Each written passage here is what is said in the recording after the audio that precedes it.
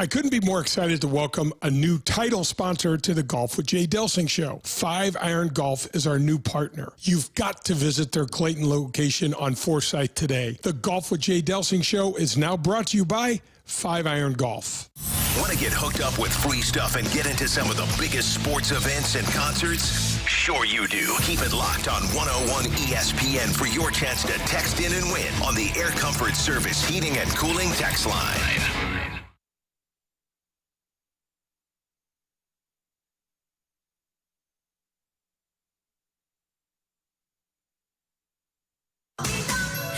Rise and shine, St. Louis. It's the Brown and Crouppen Morning After with Tim McKernan, Doug Vaughn, Martin Kilcoyne, and Jackson Burkett on 101 ESPN. 7 o'clock in St. Louis. You're listening to TMA. It's presented by Brown and Crouppen on 101 ESPN. Tim McKernan, Doug Vaughn, Martin Kilcoyne with you on the program. Welcome to the Healthcare Evolution 7 o'clock hour. You are welcome to get involved by calling into the Callier and Thompson phone lines, 314-974-0101.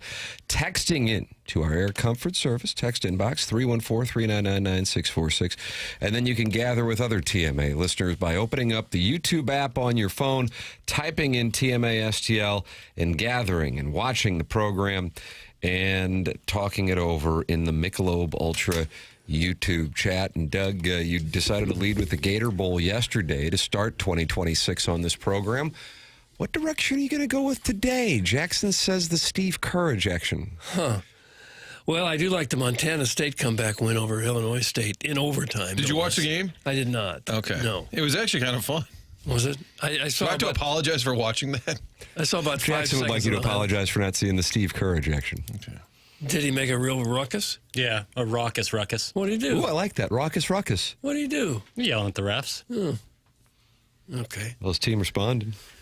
Yeah, big dub.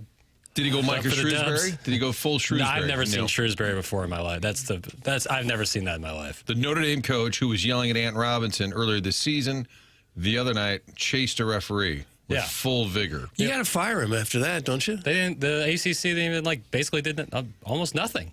You got to fire a coach running after a referee. You have to. It's truly. I've never seen anything like it. I've never, because it was after the game. The buzzer sounds and he sprints after them. Sharon just sent a picture in from her pool in Sanibel. Oh, no.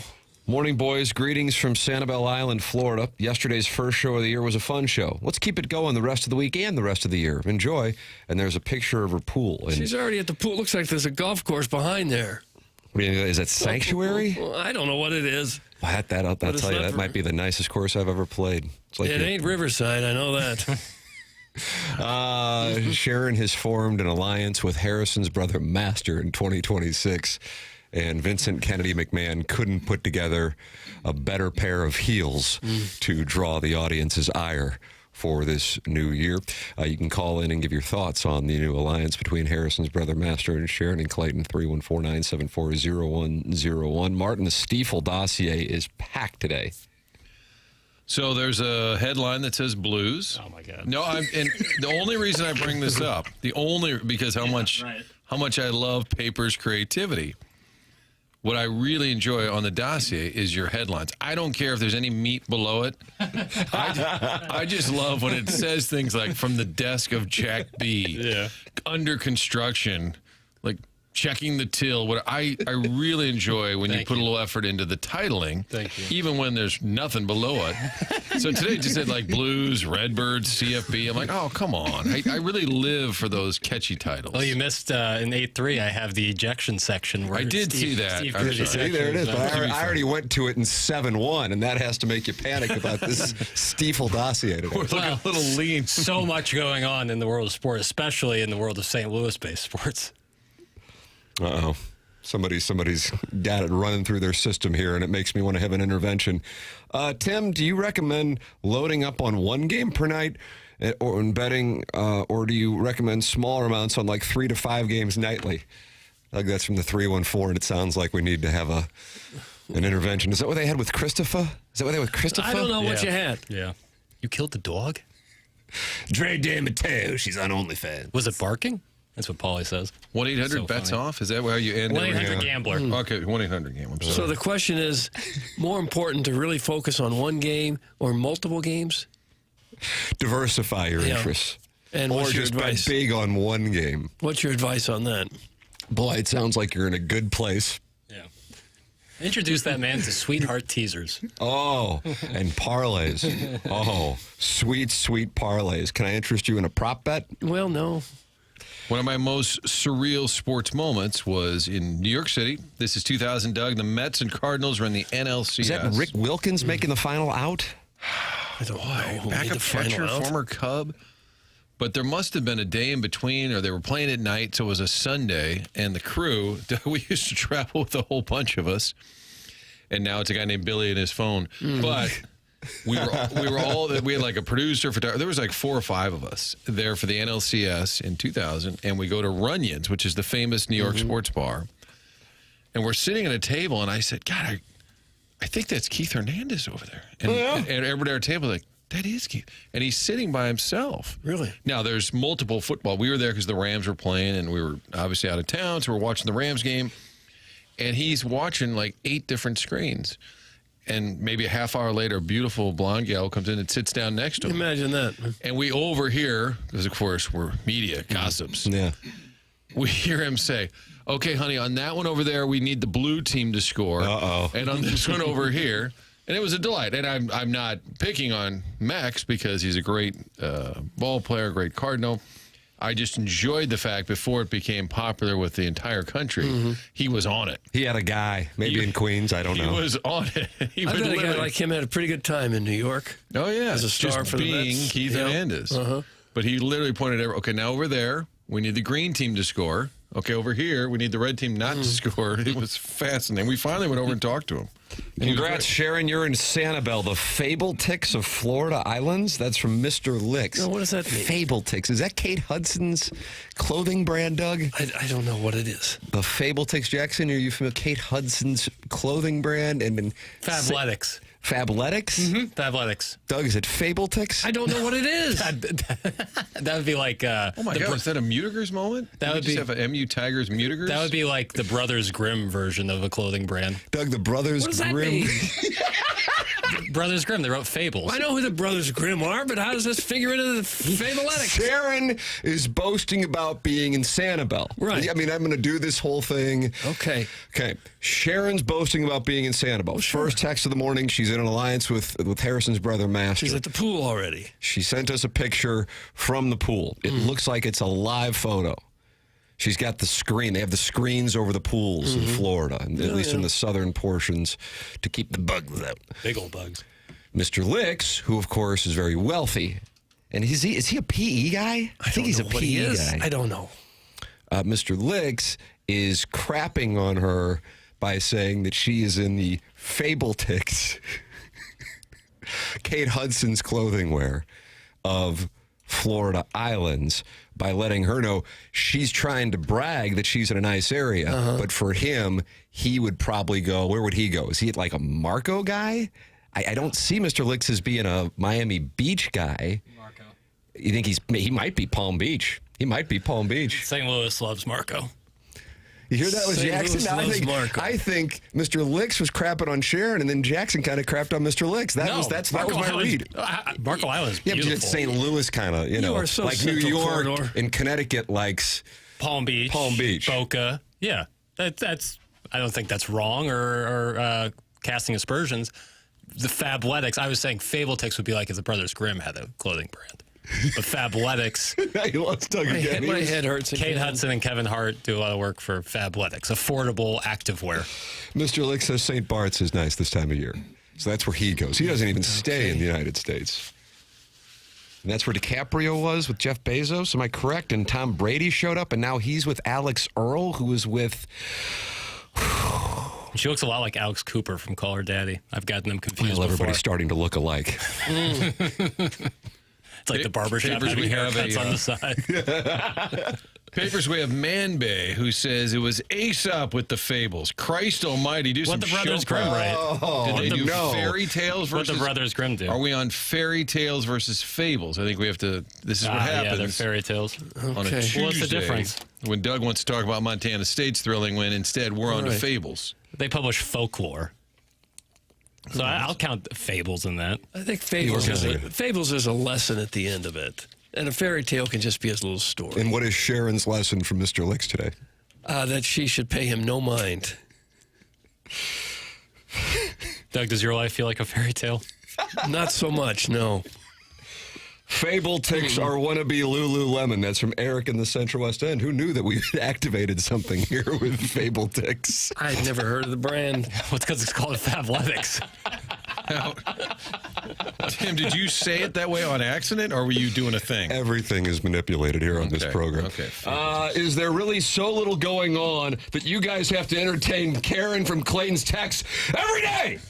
Yes. So the old Appleton stepdad, Doug, who's enjoying the temperate conditions in old Appleton this morning, and he sits on the front porch with a country time lemonade. And called her texts it. Karen. I don't know if that was a slip-up or that was an intentional slap in the face. Mr. Licks, take a trip to Caracas. That's from the Warson Woods Wacko. He would like him to go and visit Venezuela. I don't know if Mr. Licks will take him up on that. I'm not sure you can get in right now. So, Doug, He's gotta do it in the middle of the unfortunately, night. after what was a bonding day on January 5th, it looks like the audience is up against each other here on day 2 of 2026, and that's really unfortunate to see. Fortunately, we have a magical program for you in day 2, highlighted by day 2 of the Design Air Heating and Cooling email of the day. Yesterday, Carlos Spicy Wiener got the first point in the quest for the $10,000 HVAC system from the great Seth Goldcamp and Design Air Heating and Cooling. And at this point, Doug, he is a favorite to win that $10,000 HVAC system. But guess what? Somebody can tie him at 9:45 today. Martin, you were chased out the door by Jackson Burkett to break the tie. That had to feel like a lot of pressure. Got a text from Kiowski. Onboarding starts at 10 and like exclamation. Yes. Yeah. Paper said, hold up, Chief. We've got to vote. Redo. We had to kind of redo the ballot there, right? It was basically me. Yeah. Because I was the lone dissenter. 2-2-1 situation. 2-2-1. 2-2-1 situation. You like a 2-2-1? I'm a 1-3-1 guy. 1-3-1. Carlos Spicy Wiener is a talented scribe. He's Nice. He's Hall of Famer. He's going to be tough to beat. Buck Swope has a shot if he would condense his emails, I think. Buck Swope always has a few really good lines, but some of it gets lost in these long paragraphs that he writes. Yeah. Run-on sentences. Yeah. It was a great first batch of emails. I mean, really good stuff. Chairman Cart, 26% in, 9 made it to the filtered file. Yeah, I think the math on that is spot on. Good job. Oh, for him. You could have just said, sure, that's about right. So about 25% conversion rate. No. So 25% got through. The morning after at Like a Mizzou field InsideSTL.com. goal. How about that? Bobby Boots. Wow, stray for Bobby Boots on his way out. I'm going to make Tim proud of me with my email today. That's from Injun Joe's Cave Ride Magic Man, Doug. Have you ever looked at an email, Tim, and said, I'm proud of this person who's older than me? Let's see. Did Martin reread both the emails, or did he just pick a name that he knows? That's from the Heiser House hooligan who was raging yesterday that his email didn't get through the filtered file. Wasn't good enough, Heiser. He sent it in 3 times, complaining, why didn't my email get through? It was thoughtful, funny, and short. This is horse crap. You can't talk about length and then allow 7 emails longer than the Bill of Rights. And then his 4 texts that he sent in before that in a matter of 5 minutes was complaining that we weren't talking about the Battlehawks. He was right about one thing. It was short. Was it brief? Yeah. I like the line longer than the Bill of Rights. That's the kind of pithy we're looking for. And I will tell you a little peek behind the curtain. When you guys read and we're listening, I put down a number. I'll put down like 5 twos. Oh, you give a little ranking. Yeah, and then that way I can kind of go back and see what my blink on it was.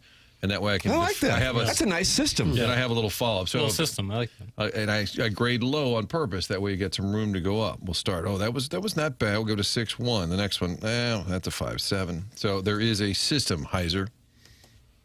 Oh, my God. Lulu is so 2014. If you're not wearing Vuori by now, move to Wentzville. That's from Mr. Lance. Really? Lululemon is out? I went there to try. You went to Wentzville? No. Wow. I went to Frontenac. Quite the opposite, in fact. And, This guy. And I tried to exchange some pant, and there was, I think, 75 people in line trying to check out. At Lululemon. So I turned rear and said, I'll come back a different day. It was like in between that week of Christmas and New Year's. So I assume it was real. Like that's the busiest time for I exchanges. stood in that line and such. too. I got a pair of breeches that didn't fit. Yeah, that's exactly what I was There was going a line for. clear out the mall. Yeah, couldn't do it. Yeah. So clearly, it's still in. He's right about Vuori, though. That's the hearing best stuff I've ever worn, Doug. I hear good things. Really? Listening to all these fats complain about not having their emails read makes me realize how sad it is that so many of your listeners are so desperate for an HVAC system and cannot actually afford one. That's from Lady Sonia's Teacup. Perhaps if they had employment and received a paycheck, they could buy their own HVAC system instead of relying on an email to get it. It must be cold. Thank God the weather's been warm. Temperate. Yeah, I assume a lot of these people have no way to warm their shacks. I want sports around town. That's from the Not much 314. going on, really. Not much going on. Hey, the Blues are right there. Blues are How right are the there. sports? Are they great? Nice comeback win for the Kraken last night, Doug. Yeah, did they play? Yeah. Well, what's their Vaughn index? I'd have to Their run the point math. total is 45, but if you have a chance to compute it, it'd be nice to know the for Vaughn the Blues index. if they wouldn't have been able to complete that comeback win against the Flames. What did you like in that game from the Kraken? Because I just like their ability to play hard, a 200-foot game. There's buying. I like their habits.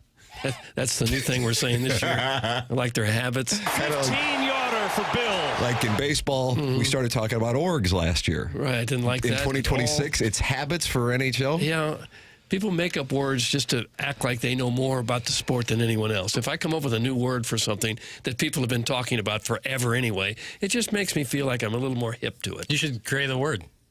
Well, don't tell me what to create. For baseball this year. Yeah. Okay, I'll try. And C, it can kind of be like fetch for Mean Girls. See if we can launch a word that will become part of the lexicon for those who want to argue about the sports. All right, we'll work on that.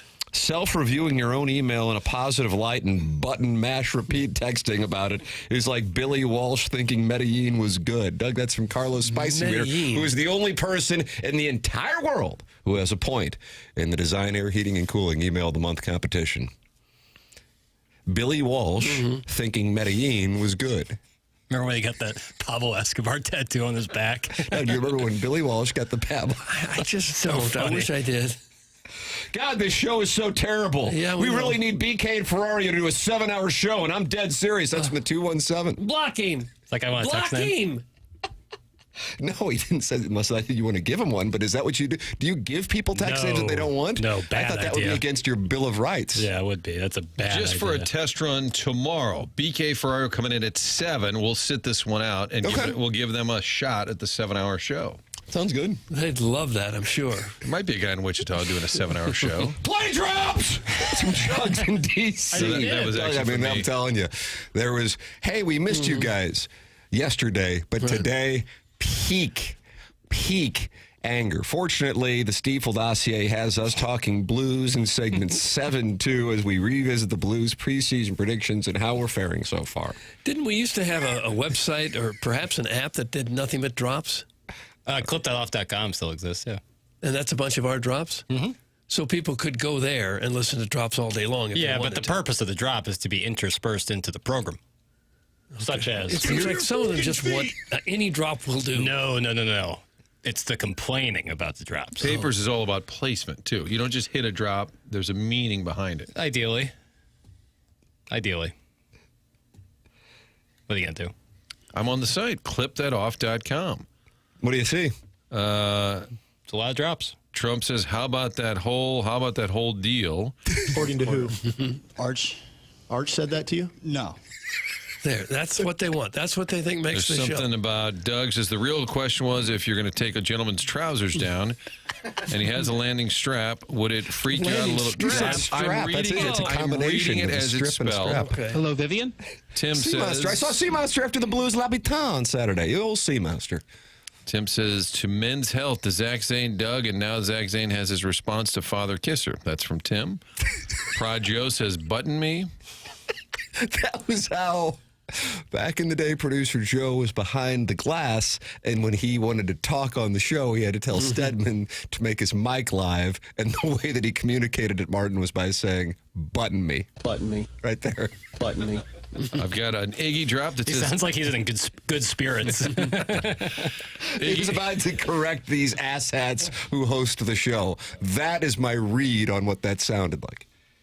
here's an Iggy drop that says, I don't do a lot, Cat. I got to my pool until the kids take dumps in it. That's another from clipthatoff.com. Maybe that wasn't such a good idea. Quite a bit here. Yeah. You ever go to clipthatoff.com and just play No, drop? not one time have I ever done that. I've never had a thirst for drops. I disagree. I'm going to disagree. Get involved on the program. They're talking it over in the Michelob Ultra YouTube chat, youtube.com/TMASTL. And see if you can defeat Carlos Spicy Wiener. You have a 25% chance of getting your email through the filtered file. And then at that point, I think we read about 10 emails yesterday, a 10% chance of getting a point for what will be an approximately 20 Design Air Heating and Cooling Email of the Day competitions in the month of January 2026. And whoever accumulates the most points at the end of the month gets a brand new HVAC system from Seth Goldcamp and Design Air Heating and Cooling. The longest running sponsor on this program, Design Air Service.com. Any issues you have with your HVAC system, they will be out quick, fast, in a hurry. No upselling. Martin's a client. Doug's a client. I'm a client. It's Design Air Heating and Cooling. The program's called The Morning After. It's presented to you by Brown and Crouppen on 101 ESPN and the TMA STL YouTube channel. The Blues play on 101 ESPN. Big save on one end. Tie game on the other. Tomorrow, Blues and Blackhawks. Pre-game at 7:30. Puck drop at 8:30. Score! He tucks it in with a great move. This is your exclusive home for Blues hockey. 101 ESPN.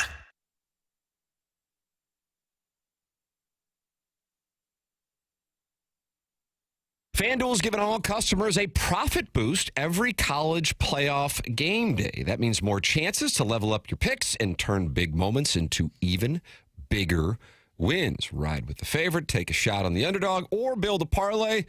Then apply your profit boost and go for bigger winnings. Jackson, is there a play in the two games on Thursday and Friday? Thursday, Ole Miss and Miami. Friday, Indiana and Oregon that you like? Are you going with the side? Are you going with the total? Are you going with the prop? What are we going with? You know what I like? They have a really cool thing on FanDuel where it's like an exactica for the final. And I like Indiana to beat Miami. And that pays, I think, plus 240. So it's like it's kind of getting some value out of something. And then you can root for both games. You know, you're rooting for Indiana, rooting for Miami. And you get there, and you get some plus money on that. Because if Indiana and Miami end up in there, I bet you Indiana plus 240 ain't going to be the number. There you go. That's Jackson Burkett with a little analysis for you. FanDuel, the best place to get into the football action all season long. And when you win, you'll get paid instantly. So visit FanDuel.com/Missouri to get your college playoff profit boosts today. It's FanDuel. Check it out online with the FanDuel app. Must be 21 or older and present in Missouri. Opt-in required. Bonus issued is now withdrawable profit boost tokens. Restrictions apply, including any token expiration and max wager amounts. See terms at sportsbook.fanduel.com. Gambling problem? Call 1-800-GAMBLER. Big trucks, big damage. And when you're the one left injured, you need someone who knows how to take on the trucking companies and win. You need Kaufman Townsley. Our attorneys live and work right here in St. Louis. We act fast, we dig deep, and we don't back down. Trucking accidents are serious, and so are we. Kaufman Townsley. Real people, real results. Call 314-777-7777. Window Nation customers have been singing our praises for years. With fast, local service and a 96% customer satisfaction rating, the highest in the industry, it's no wonder. Here are real stories, real results from satisfied Window Nation customers. I researched window companies for the last year to see what the average prices were and the quality of work. Window Nation nailed both. Our Window Nation consultant, Daniel, was a 10 out of 10. They would not give up until they designed windows with safe, pure, and efficient material. Window Nation is amazing, legit, and affordable. Window Nation's highly durable, energy-efficient, customizable windows are built to last a lifetime. Right now, get 4 windows free with every 4 you buy. Plus, no interest for 2 years. But hurry, this offer ends soon. Schedule a fast in-home free estimate now. Call 866-90-NATION or visit windownation.com. That's 866-90-NATION. 866-90-NATION.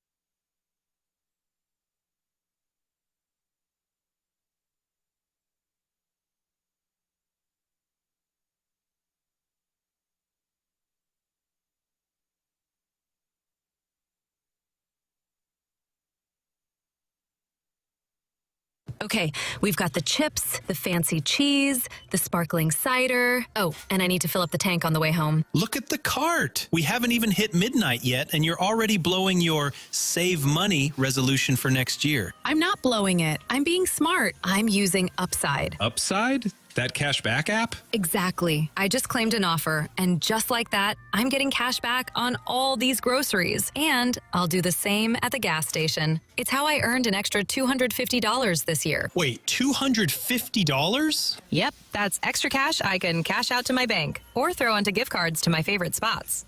Download the free Upside app and start earning cash back now. Use promo code POP99 for a $10 bonus on your first grocery purchase. That's promo code POP99. Make your resolution easy this year. Download the free Upside app today and use promo code POP99 for an extra $10 bonus on your first purchase. Offers vary by user and location at participating merchants. Go to upside.com for terms and conditions. Don't get lulled into believing the IRS is getting soft. It's just the opposite. Hi, this is Lance Drury with the Lance Drury Law Firm. We are being told by IRS collection officers that their higher-ups are demanding that they get more aggressive than ever. So don't ignore them any longer. Level up.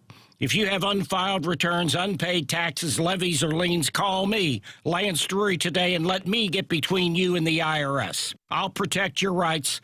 At the Lance Drury Law Firm, our practice is focused 100% on fighting the IRS. Remember, IRS problems are legal problems, and they need to be handled by an expert attorney who's done it for decades. So call the Lance Drury Law Firm today. We're local. Our office is right here in St. Louis. Call 314-260-6120. Visit Lance, DRURYlaw.com to schedule your free consultation with your local tax resolution law firm. The choice of a lawyer is an important decision and should not be based solely upon advertisements.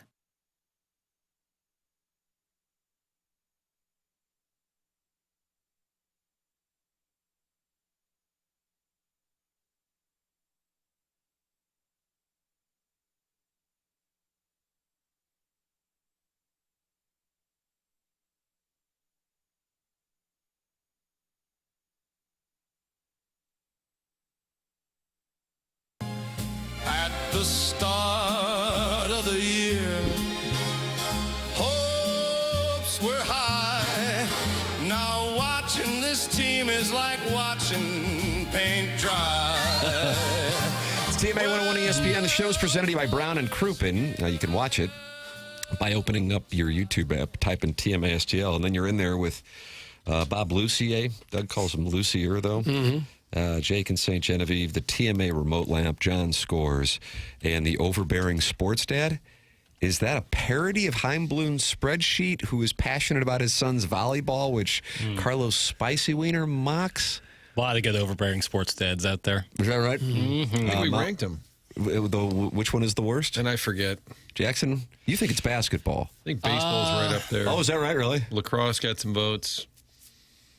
Yeah, overbearing sports. It'd be tough. I don't know. I guess baseball would have to probably be, just because they play so many games. But basketball, people are seated so close. Everyone's right in your face. Right. You can hear people yelling and screaming. I think basketball might be the worst. And the game moves so that I fast, encountered. and it's so hard to referee. It's so hard to officiate. Because the difference between a legal play and an illegal play is very, very small. That's right. And that's why I really push back against the criticism of the St. Gabriel officiating. Yeah, it's hard. It's bang, bang. Thank you, Jackson. It's not that hard. I mean, sometimes the final score's on the scoreboard before they even start the game. Wow, have fun with your That counsel. to me is a problem. That's a tell. We've seen pictures of Fungo leaning against the wall, and he's the official. He wasn't even watching the game. From the 314, they're not happy that they're not getting their names updated in the Air Comfort Service text inbox. Looks like the teachers' pets are the only ones who get read or names from Jackson. That's from the 314. That guy wants Doug's Dungeon Dweller. So you got it. Oh, look at that. So he's a teacher's pet? I guess, yeah. Wow. Look Tim, at that. I'm sure you were a teacher's Backfired. pet, right? As a child? Just give Timmy the A. Well, he hasn't turned in any of his homework. I understand that. He's the pet. It's complicated. No, actually, now that I think about it, I wasn't, because I was accused of shaking my ass during prayer. Shaking Again? it? Yeah. What are you, SZA? At what age? 5. Miss Eddie, you remember Miss Eddie? She was the first grade teacher there at St. Gabriel. Were you twerking? I don't know. I got like a little tramp stamp for my 5th birthday. You have to call CPS immediately if you let your 5-year-old get a tramp stamp. So you went to church during school, No. kindergarten? This was school prayer, 1st grade. I obviously was a year ahead, and I guess I was just kind of moving back and forth during prayer. Mm-hmm. And Miss Eddie said, "We got a problem here." Yeah. And my mom was about to give birth. Was it Kevin? I don't know who it was. And so my dad had to handle it, and as you might imagine, Martin, he wasn't really up for the gig. Oh, for God's sakes. Missy, I know you're about to have the baby, but I just got a call from Miss Eddie, and Timmy's doing something up there with his ass during prayer. I guess I got to do it. Oh. Can you get in here real quick? Always thought he was a bit of a weirdo. So he had to go and talk with the teacher? Miss Eddie. Huh. Who I believe was a former nun. Is that right? Was she a I former don't know nun? who she was. And so surprisingly, she wasn't a fan of my work. I was just going to ask. Don't tell me you know Miss Eddie. No, I was just going to ask, how is it not a nun? Because the nuns always had male names. So when you said Miss Eddie, I was thinking Sister Eddie. Because That's her last name. Well, but the nuns were always Sister John Michael. So do you remember that? Yeah. Does anybody help me out here? No, I'm with you. And they always had some of those. And I never understood that. We had some of those, but this was a lady who used to be. Doug, was that the convent? The convent? I just don't Pardon know. my ignorance, but can you be a former nun? I thought that was kind of a lifetime I think contract. if you don't want to go through with the formal process, that you can. You could always quit. Bolt. I didn't know.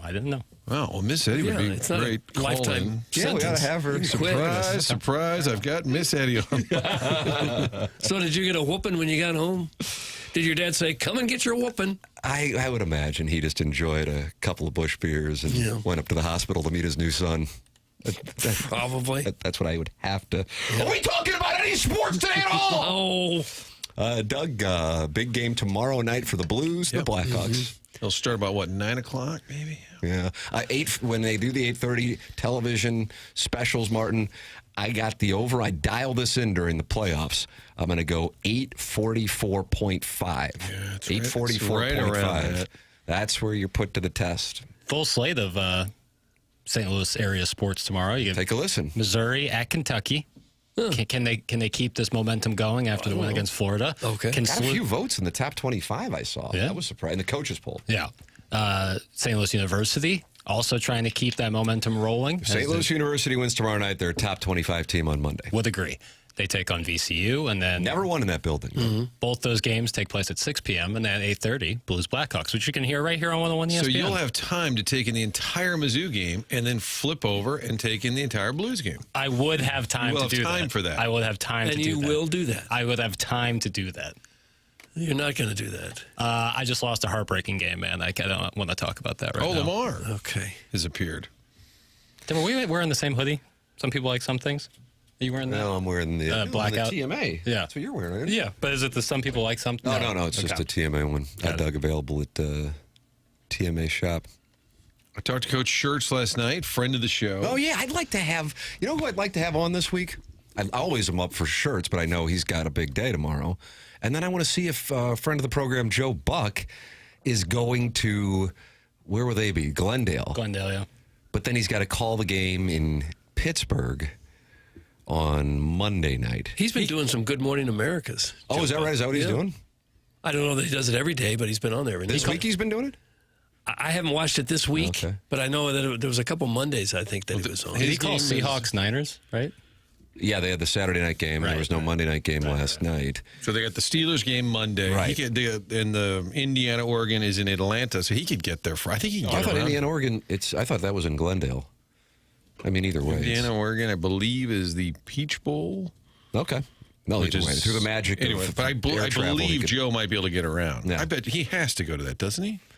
Or do you wait for the big one? It's a little dangerous. I think if you're working on some kind of budget, you're probably working. Well, I bet he would go. I don't know, but at the same time, I don't know. Did you see he got kicked in the eye by his kids the other day? He had a black eye. Yeah, Really? it was one of Jackson's links yesterday. Kicked in the eye? By his Was he wrestling kids. around with him? He's got two 7-year-old twins, and one of them kicked him in the eye while was breaking up a fight with the other twin. So he's about to do a huge football game, and he's got a big old black eye, Doug. But the makeup Quite a spot artist, you got here for yourself. friend of the show, the last time he called in, he was the angry Hoosier. Mad Hoosier, complaining that we didn't cover Indiana football enough. And after a little while, people said, is this Joe Buck? Yeah. Illinois and I play on Thursday, you hater. That's from the recovering alcoholic from Belleville and Webster Groves, coming off a win against the Nittany Lions, Doug. That's why they weren't mentioned in the Wednesday slate, because they play on Thursday. It doesn't make you a hater if we've got the schedule slightly wrong. I don't have any room to hate on Illinois basketball after the shellacking they gave the Tigers on Monday, the 22nd. I decided to spend a bunch. I was texting with you guys about that on the day of the bragging rights. Like, you know what?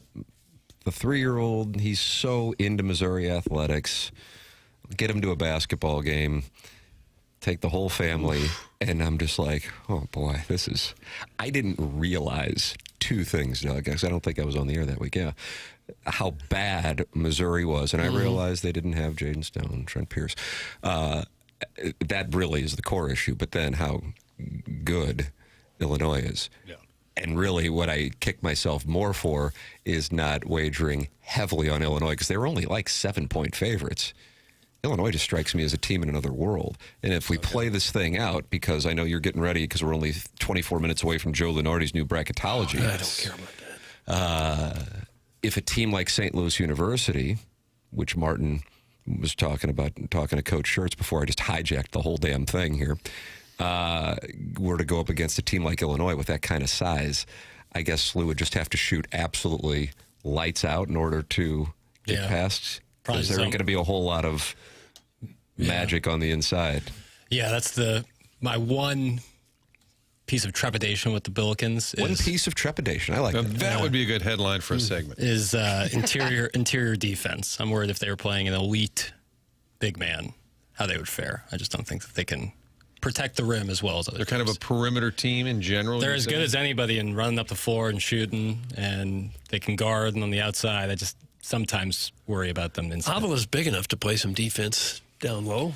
Yeah, unfortunately, size isn't the only thing. You got to have the quickness as well. Yeah, guys have but great it's a footwork. start. Yeah, hey, listen, he's a great player. That's not his biggest strength is rim protection.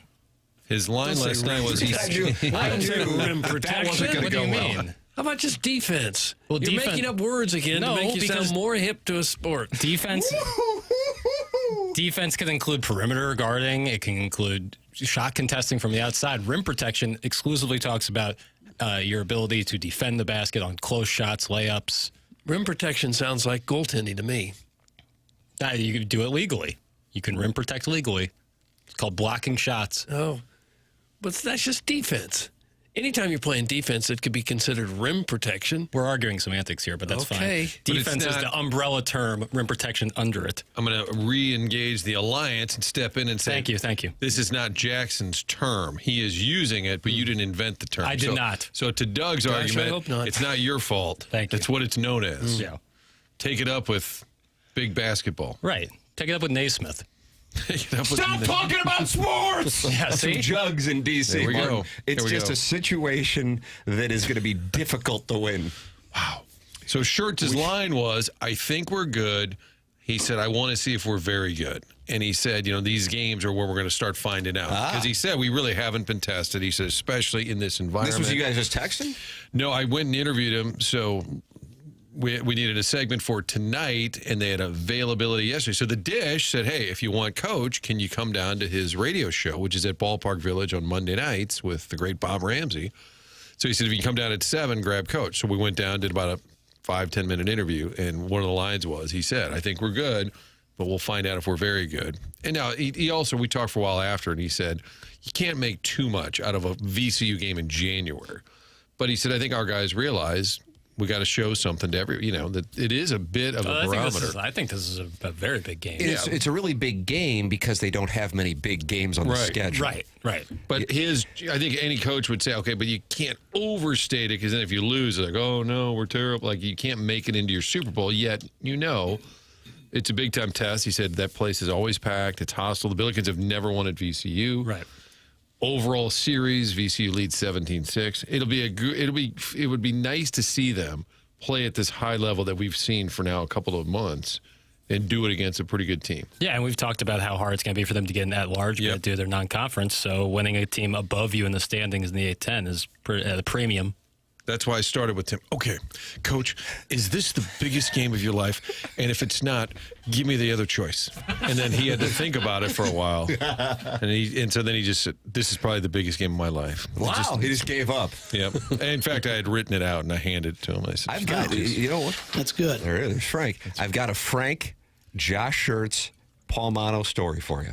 They all come together like the Three Rivers. Doug, and that's the Allegheny, the Ohio. No, Monongahela? Monongahela and the Allegheny form the Ohio. All right. Yeah. Three Rivers Stadium. So I guess Frank does these interviews on TV at restaurants. Is that correct, Well, Mark? he used to. Okay. Does he still do that? Frank's Food Picks? Yeah. It's called Frank's Food Picks? Was That's what he used to online do. or Facebook? I used to watch every single one. Is that right? Because afterwards he would eat the sandwich or whatever, and you go, fantastic, and then hard cut into the next week's restaurant. It was I awesome. feel like Larry Thornton did a supercut. Friend of the program, Larry Thornton. I believe former producer at KSTK Sports.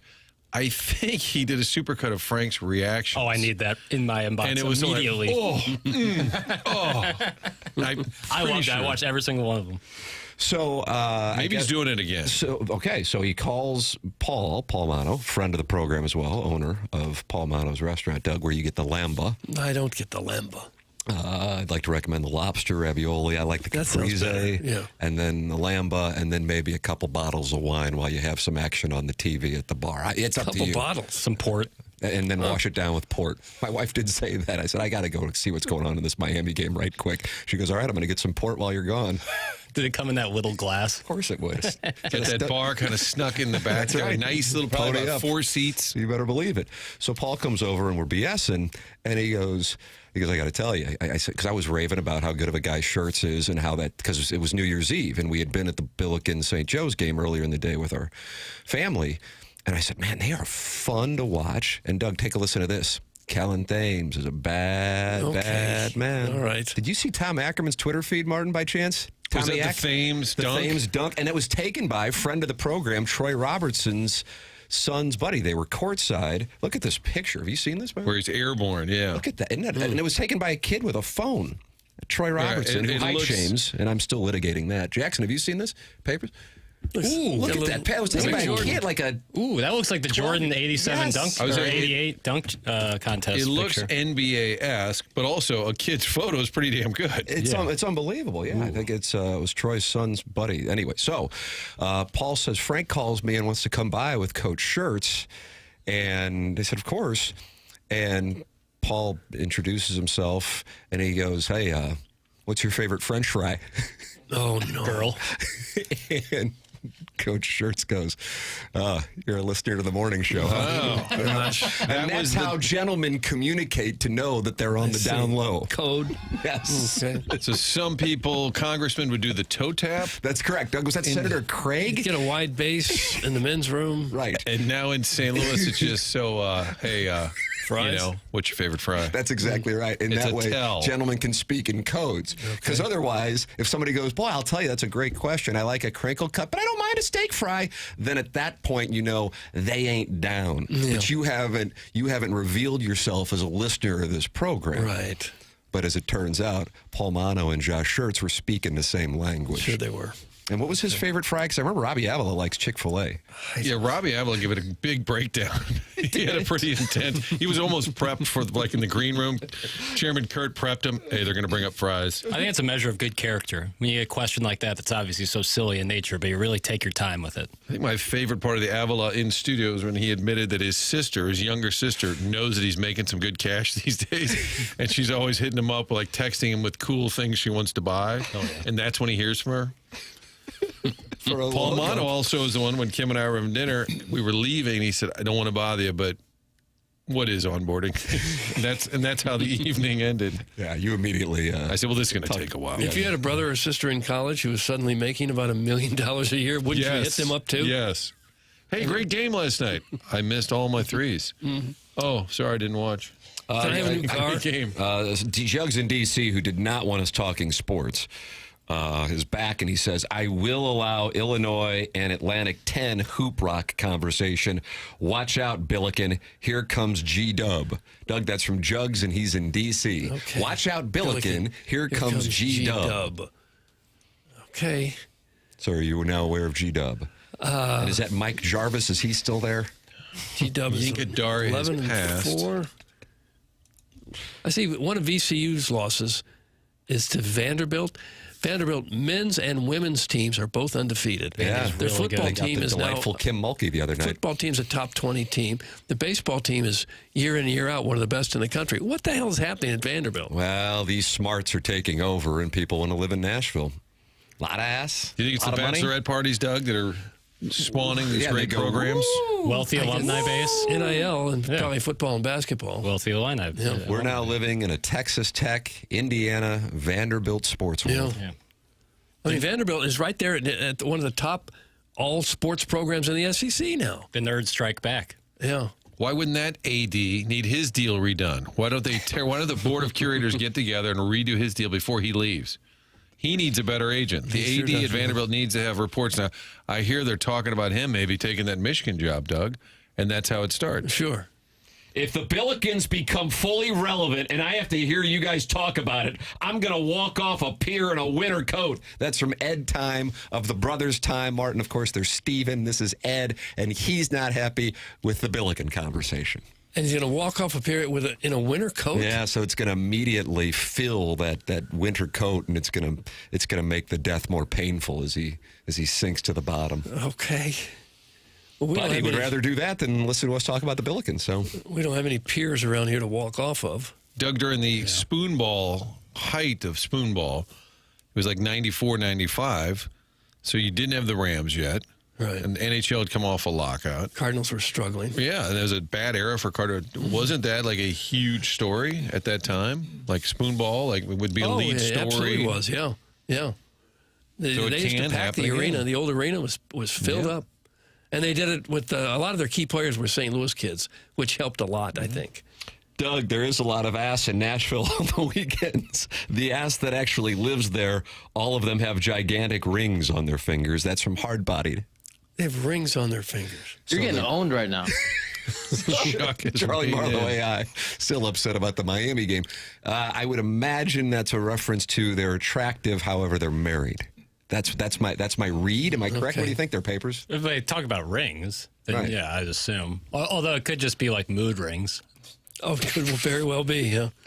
But Vanderbilt was just such a doormat, such a laughingstock for so many years in virtually every sport. It was a place where rich, smart kids went, not athletes. And people wondered, what are they doing in the SEC? Baseball And now here they are, excluded. one of the dominant programs. Yeah.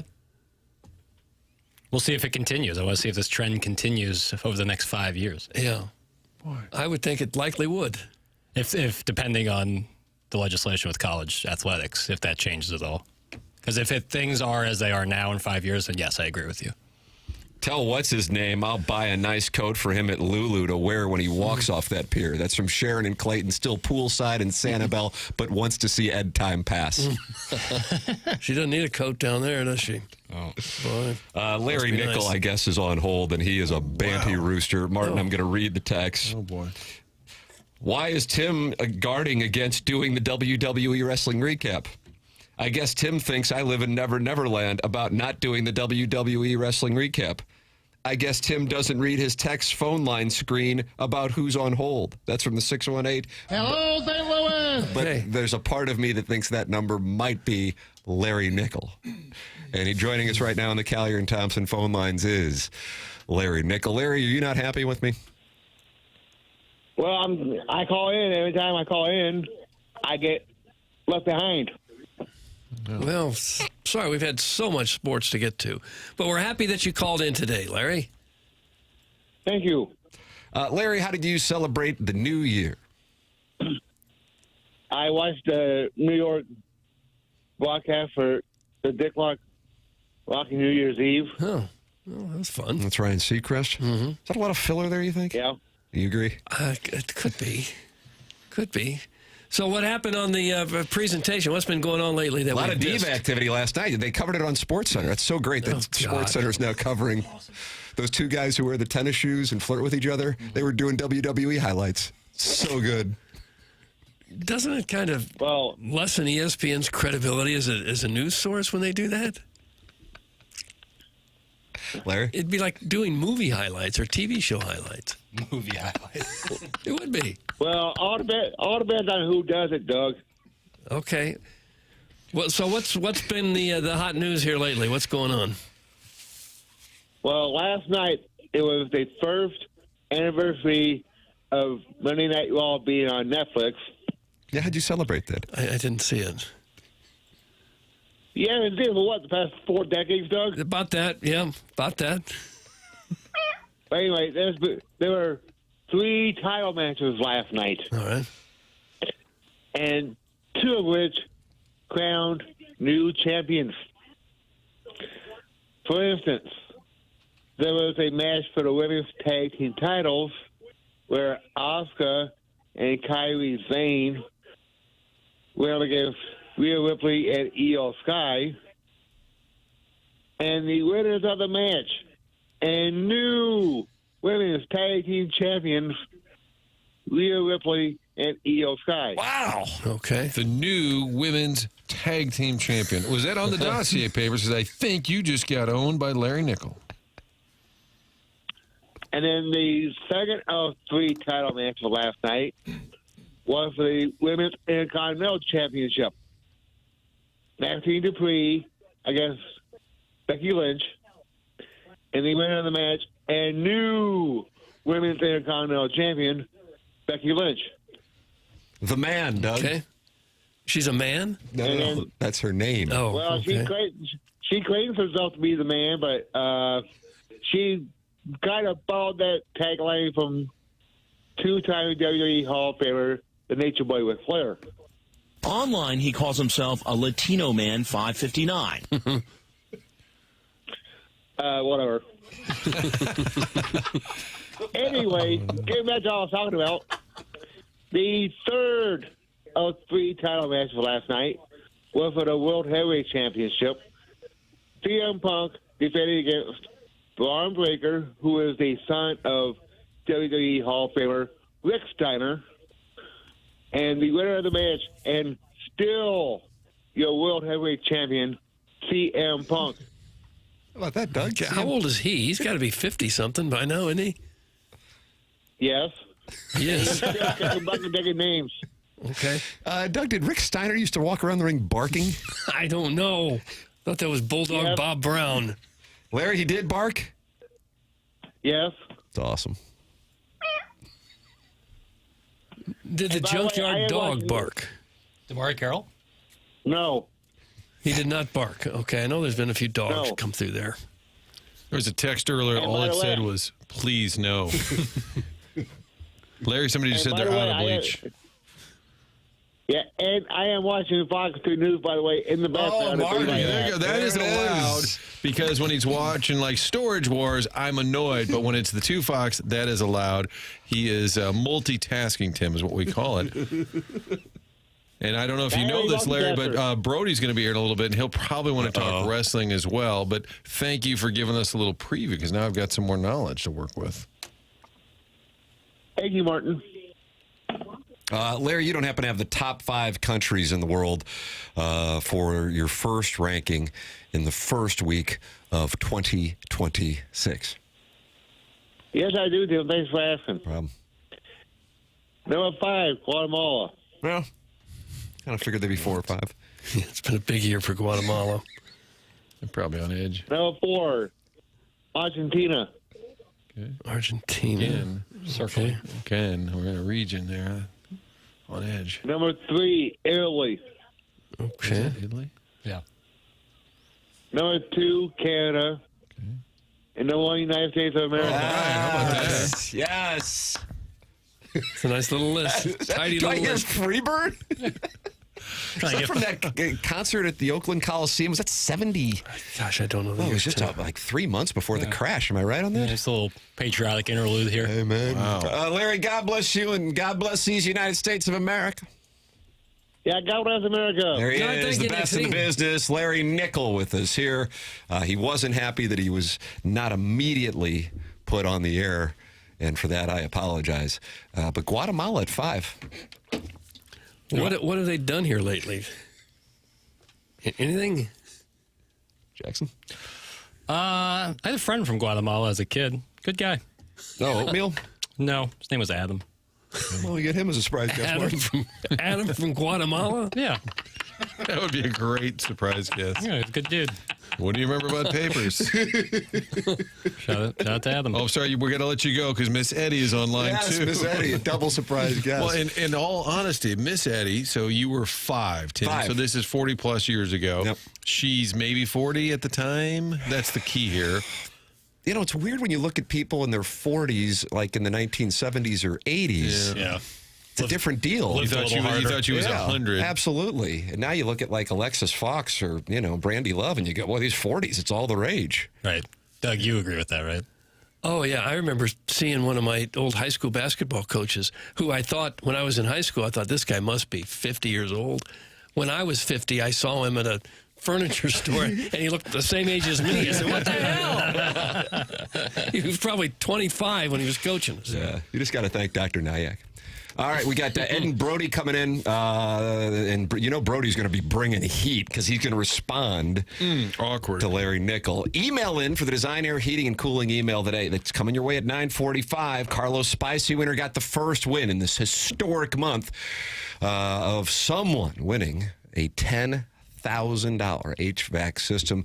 Send yours in the morning after at InsideSTL.com. 36 sent in yesterday. 9 got through. Who will get through today? Who will get our votes? Who will get the second point in the month of January? It's TMA, presented by Brown and Crouppen on 101 ESPN.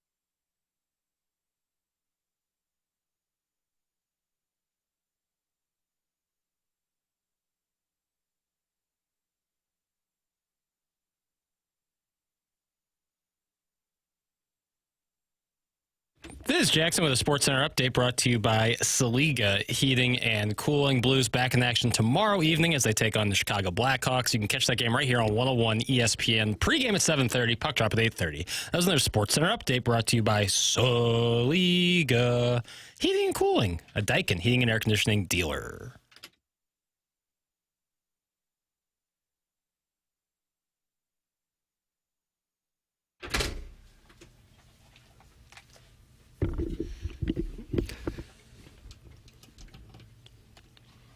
Why didn't you go with, like, some Can You Stand the Rain? Next segment. No, Mike. Okay. You don't have a mic. Oh, that's right. Where's the grease board, pal? Ladies and gentlemen, Jackson doesn't have a mic because Brody Herman, Ed Herman's son, Ed of Brown and Crouppen, is in studio with us here as we start the Fisher Window and Door Store 8 o'clock hour. Good morning, Brody. Good morning, guys. How are you fine gentlemen doing this morning? Wonderful. How are you doing, man? Wonderful. Here we go. I'm so excited. Here we go. Absolutely. So excited. Of course, Brown and Crouppen has a raffle this month, as they do every month. So many great giveaways. But this month, it is for hockey tickets, the Blues against the Capitals. That'll be March 24th. It is going to be on the glass. It's going to be unlike a hockey experience you've ever experienced. Nice. On the glass, all the food you could possibly want. You'll get to see the leading goal scorer of all time in the history of the National Hockey League, Alex Ovechkin, out there on the ice, hopefully. The St. Louis Blues versus the Capitals, March 24th. It is the Brown and Crouppen hockey raffle. Go to @GetBC on Instagram to find out more details. Enter in, and hopefully you can win yourself a pair of hockey tickets for the St. Louis Blues versus the Washington Capitals to watch. What was Alexander that again? Ovechkin. At BC what? Doug likes to sit on the glass. At GetBC, that's right. BC. That's right. At GetBC on Instagram, and more details are going to be there about this upcoming raffle. I'm looking forward to it. Experience hockey like you've never experienced it before, right on the glass. It is an absolute treat. I love seeing hockey live and in person, despite the Blues struggles, and maybe by then the Blues will be completely out of it. But you'll get to see Alex Ovechkin. Don't oversell it. Don't oversell it. You don't think the Blues will be out of it by March? Come on. I hope they will. I hope they won't. I hope they won't. I swear to God. I hope they won't. I hope they won't. So on the glass. On the glass. That's right, Martin. It's going to be right on the glass. You get all the food. You get that wristband. You get to go into that Blue Note Lounge and go to that buffet and get yourself some incredible food. Doug, you like a meat carving station? Wonderful experience. Oh, yeah, that's right, Tim. That old carving station going in there. It's going to be an absolute blast for you and someone else to get yourself a pair of Blues tickets against the Washington Capitals March 24th. They'll be 7 o'clock p.m. at the Enterprise Center. I'm looking forward to it. Caruso will probably be sitting over in the corner pretending to work. My fellow CBC brother, and love you, That's Mike. right. How about that? It's going to be great. GetBC. Doug is going to win. Doug is determined. He's ready. I'm going to enter. Yeah. Maybe the last time he's ever going to see Alex Ovechkin. It could be. Yes. I mean, Alex Ovechkin's on Mount Rushmore of hockey goal scorers. He's got more goals than Gretzky. He does. It's unbelievable, isn't it? Still, it's hard to believe. We know it, but it's still hard to believe. All right, what about the college football playoff? We're down to the Final Four. Absolutely. Who is going to win? Oh, that is a excellent question. I believe Indiana in my heart is going to win. They've shown me a lot. They've beaten Alabama. Kurt Sidnetti's one of the best coaches in all of college football. He wins. Just Google him. He has lost only 3 games in the past 2 seasons. He's done a phenomenal job with the Hoosiers. I think Fernando Mendoza, being the Heisman Trophy candidate, he's really galvanized that team. He's probably going to be one of the top overall picks in the NFL draft. I really believe that the Indiana Hoosiers are going to win a national championship. They're going to show the world why they are who they really are and really establish themselves possibly as a football school. I know that'll take years and years, but what Kurt Sidnetti has done, he's made them more relevant in football than he's done even basketball. I mean, that's unbelievable. But, I can't sleep on Ole Miss because they've got something to prove because Lane Kiffin jumped ship to go to Baton Rouge, and, they've got a lot to prove over there. Trinidad Chambliss announcing that he's staying another year at Ole Miss. So it looks to be that Ole Miss is going up against Miami. I can't sleep on Miami. They got some impressive players. Reuben Bain, who's probably going to be a top pick there. You got Carson Beck. You got a 17-year-old wide receiver, true freshman Malachi Toney. They've got a lot going on there in Miami. Mario Cristobal's squad is nothing to be slept on. But, I think Ole Miss got a lot to prove. I think Ole Miss could squeak one out and beat Miami. That SEC battle-tested schedule that they've been through. They just beat Georgia. They've got the momentum on their side. They've got something to prove and on the Ole Miss side of the equation. And Indiana's got something to prove on themselves to prove that they really are a college football team for the future, not just the past, but they've never been much in the past because they haven't been relevant since 1967. So now, as being in the present, not just a team in the present, but a team in the future, Cignetti is building something incredible there.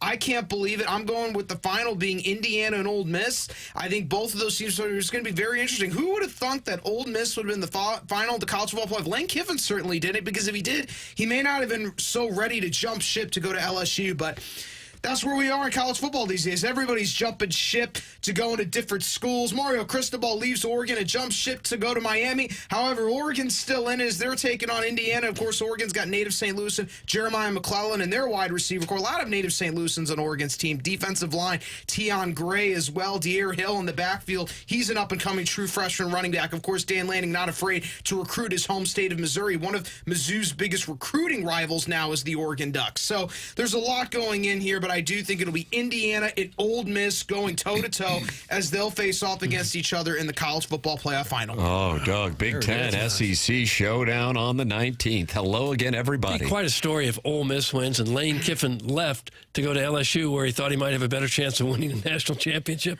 and the team he left could win the national championship. Absolutely. And, of course, for Mizzou fans, there's good news. Good news, Robert Woodard is probably going to be a Missouri Tiger. The linebacker last year, he was at Auburn. PFF graded him to be a first-team All-SEC player, had an incredible amount of tackles for the Auburn Tigers. He is the instant replacement for Josiah Trotter. He's going to be paired alongside Nicholas Rodriguez. Mizzou continuously active in the transfer portal, looking for replacements, trying to supplement the roster. Of course, they added a quarterback, Ole Miss, who played at Ole Miss the previous 2 years, Austin Simmons. Yeah, just signed this morning. It's official now. He just signed this morning. It's official. Austin Simmons, a Missouri Tiger. This kid, he's had a crazy story. Reminds me a lot of a quarterback out of USC. Do you guys remember a guy named Todd Marinovich? Todd Marinovich, Doug. You know, he's got a 30 for 30. Yeah, he had the overbearing sports dad, did he not? Well, I would, yeah, he did. That's a guy on our Michelob Ultra YouTube chat. That's right, of course. And I'll tell you guys, Austin Simmons, he only played 2 years of varsity high school football in Florida. That's all Lane Kiffin needed to say, you know what? Come on, Ole Miss. He committed and played both football and baseball for a period of time at Ole Miss, but don't worry, Mizzou fans, he's not going to probably play baseball here. He's focused on football. 6 feet 4 inches tall, has got a rocket of an arm, a left arm. Lefty. That's right, Doug, like Tua Tagovailoa, a left arm. And hopefully, I know Drink likes to go for potential over production in the transfer portal, particularly for quarterback, and that bothers some fans. And I'm not saying Mizzou's not going to go in the portal to look for another quarterback. Maybe not as high profile as Simmons, maybe not as 7-figure as Simmons, but get another quarterback added to the quarterback room. But if he gets that position right, he's got a lot to look forward to, and I think Mizzou can improve upon this past season if quarterback play improves. And I think they're not stopping. You know, they got a wide receiver from Cincinnati, Caleb Goody. They've got a corner from Oregon, Jaleel, coming in, who got some significant starts for the Oregon Ducks, and then he's got that injury. They had a cornerback, Brendan Finney, a true freshman, who was just the MVP of this past college football playoff game, kind of taking his spot in that secondary. And you know, Drink, he kind of relies on that portal to try to enhance his secondary, as he does pretty much every year, because he got Stephen Hall from Washington State, he got Toriano Pride from Clemson, Trey Norwood from Texas A&M. So he's trying to enhance that secondary. You know, that gets depleted every year, so he's going to the portal for that. He's going to the portal for everything. Let's be honest here. He's trying to improve in all areas because they lost 2 wide receivers. Everybody knows Marquise Davis ended up being at Louisville, and Marquise Johnson, who is a wide receiver, ends up at Mississippi State. You got Josh Manning in the portal. The only true wide receiver you have returning that got any significant snaps last year is Donovan Olubade, and you know, you can't really bank on Devion Hill-Lomax to be a contributor as a true freshman. So Drink is going to need that receiver core. It's not almost doesn't. I don't want to say as vital as quarterback,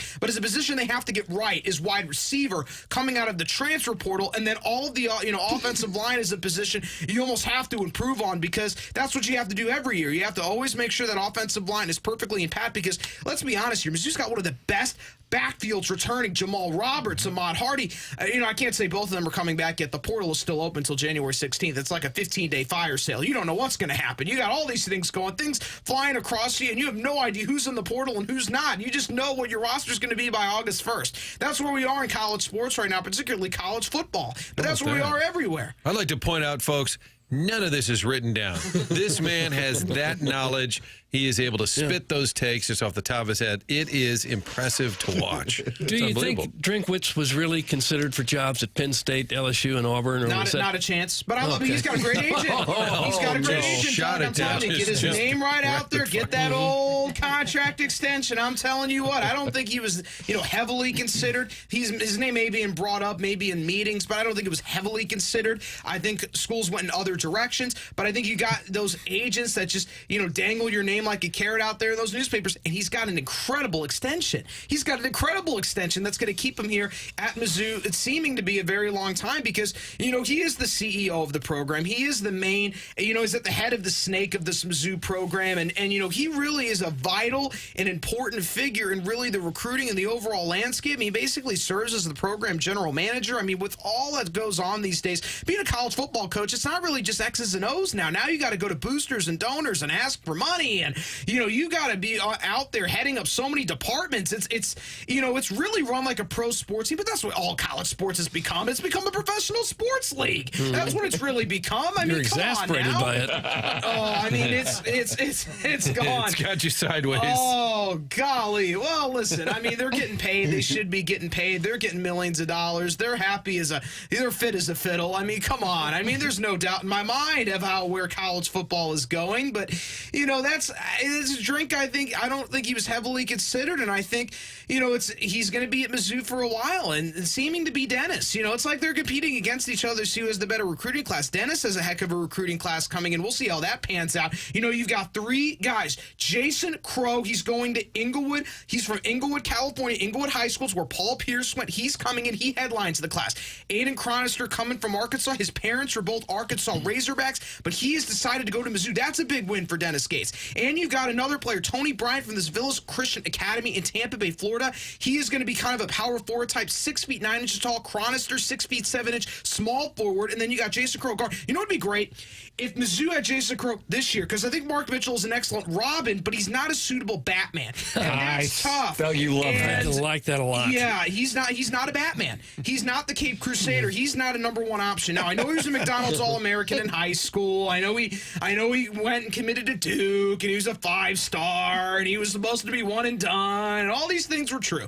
However, as we could clearly see that, maybe he was a little under his billing. He hasn't lived up to entirely, and he may go to the G League. Listen, to get a two-way deal. I'm not saying he's not an NBA guy, and I'm not trying to disparage this young man, but he's not a Batman for this team. And you know what Dennis Gates' ride reminds me of? It's like Six Flags, up and down. We're going to have a good year, then we're going to have a bad year, then we're going to have a good year, then we're going to have a bad year. It's just the exasperating roller coaster going up and down and up and down. And Mizzou fans, it's going to be a bumpy one. It's the ultimate thrill ride. That's how I would describe Dennis Gates' tenure.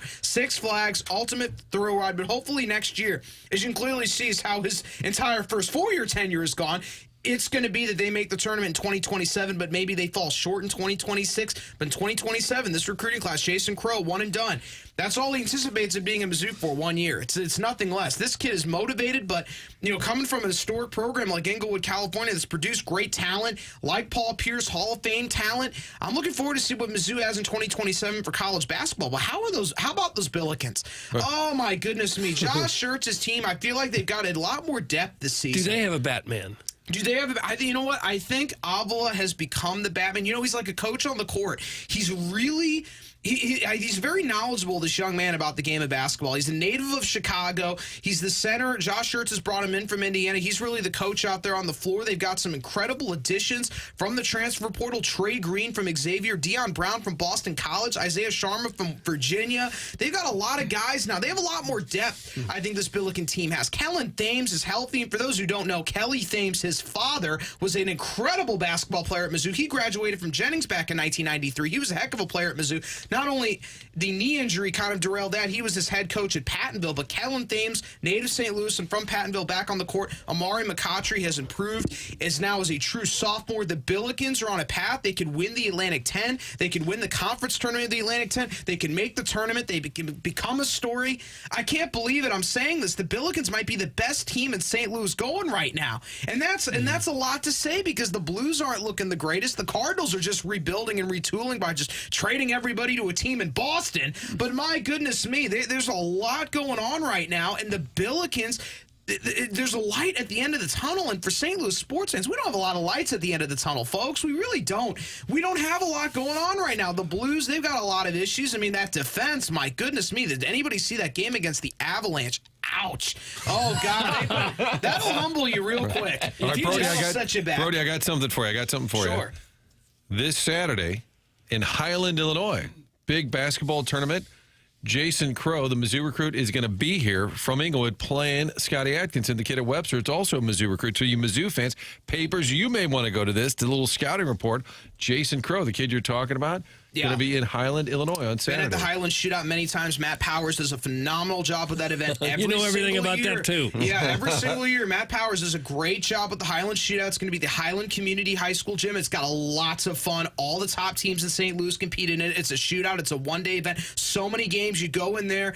It is an incredible event. I'm telling you, it is this Saturday, Martin. You're absolutely right. You got Chaminade there. You've got DeSmet there. You got Webster Groves there. East St. Louis is playing Principia. East St. Louis, you're right. Principia, one of the top high school teams in the area as well. Jay Blossom has done a great job turning that program around. East St. Louis, they've got a bunch of transfers there now. Jahadi White's two sons, Jahadi White Jr. and Jamison White. Devin Houston, who was CBC's leading scorer last year, is now an East St. Louis Flyer. Alex Johnson from Althoff Catholic is now at East St. Louis. So East St. Louis definitely has a loaded roster under Mark Chambers' squad, and I'm looking forward to the Highland Shootout. What a great event. What a lot of great shootouts in St. Louis we have every year. Bank of O'Fallon Shootout, the Quincy Shootout, the Highland Shootout. There's all these shootouts, all these teams from out of town coming in. You get to watch it. It is an absolute treat, and you're absolutely right, Martin. Scotty Atkinson out of Webster Groves. What Justin Mathis has done with that team over there, they've got Scotty Atkinson. They got a transfer in from CBC, Bryce Million. They got a transfer in from Lutheran St. Charles, Jaden Woods. They have an absolute loaded roster, and they're going to go up against,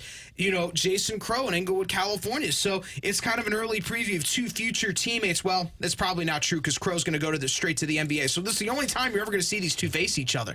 What is such a unique matchup you got going on here? So much going on around St. Louis, and I'm excited for that event. Of course, Scotty Atkinson committed to Mizzou, and he's part of Webster Groves' 2027 class. I say that, not 2026. He's 2027, the top 2027 player in the area for St. Louis. He's going. This is an impressive young man. I love watching Scotty play. He is an unbelievable combo guard. I really love watching this young man play. Justin Mathis, he's got such a great mind. I just love it. Majored in mathematics at St. Louis University in college. He's got an incredible analytical mind, and I really think he's turned that around despite, Blossom now being at Principia. Webster Groves has been able to stay strong. I'm absolutely a fan of it. How about that? Brody, bring in the heat. Brody Herman. Doug, I mean, have you ever gotten more knowledge in a shorter period of time? Brody, always enjoy the conversation. Thank you for coming in and dropping knowledge. That's Brody Herman, Ed Herman's son. Brown and Crouppen, presenting sponsor of TMA. We'll take a break, come back with more here on 101 ESPN.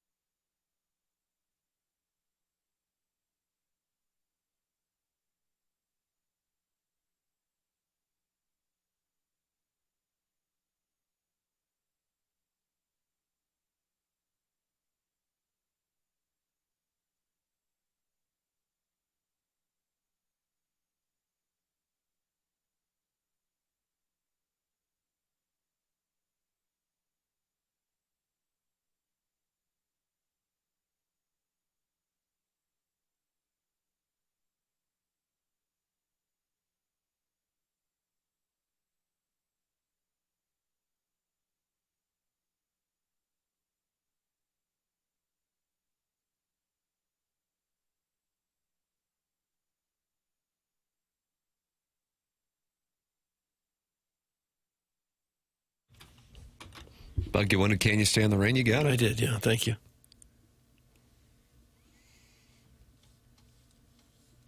It's TMA 101 ESPN and the TMA STL YouTube channel.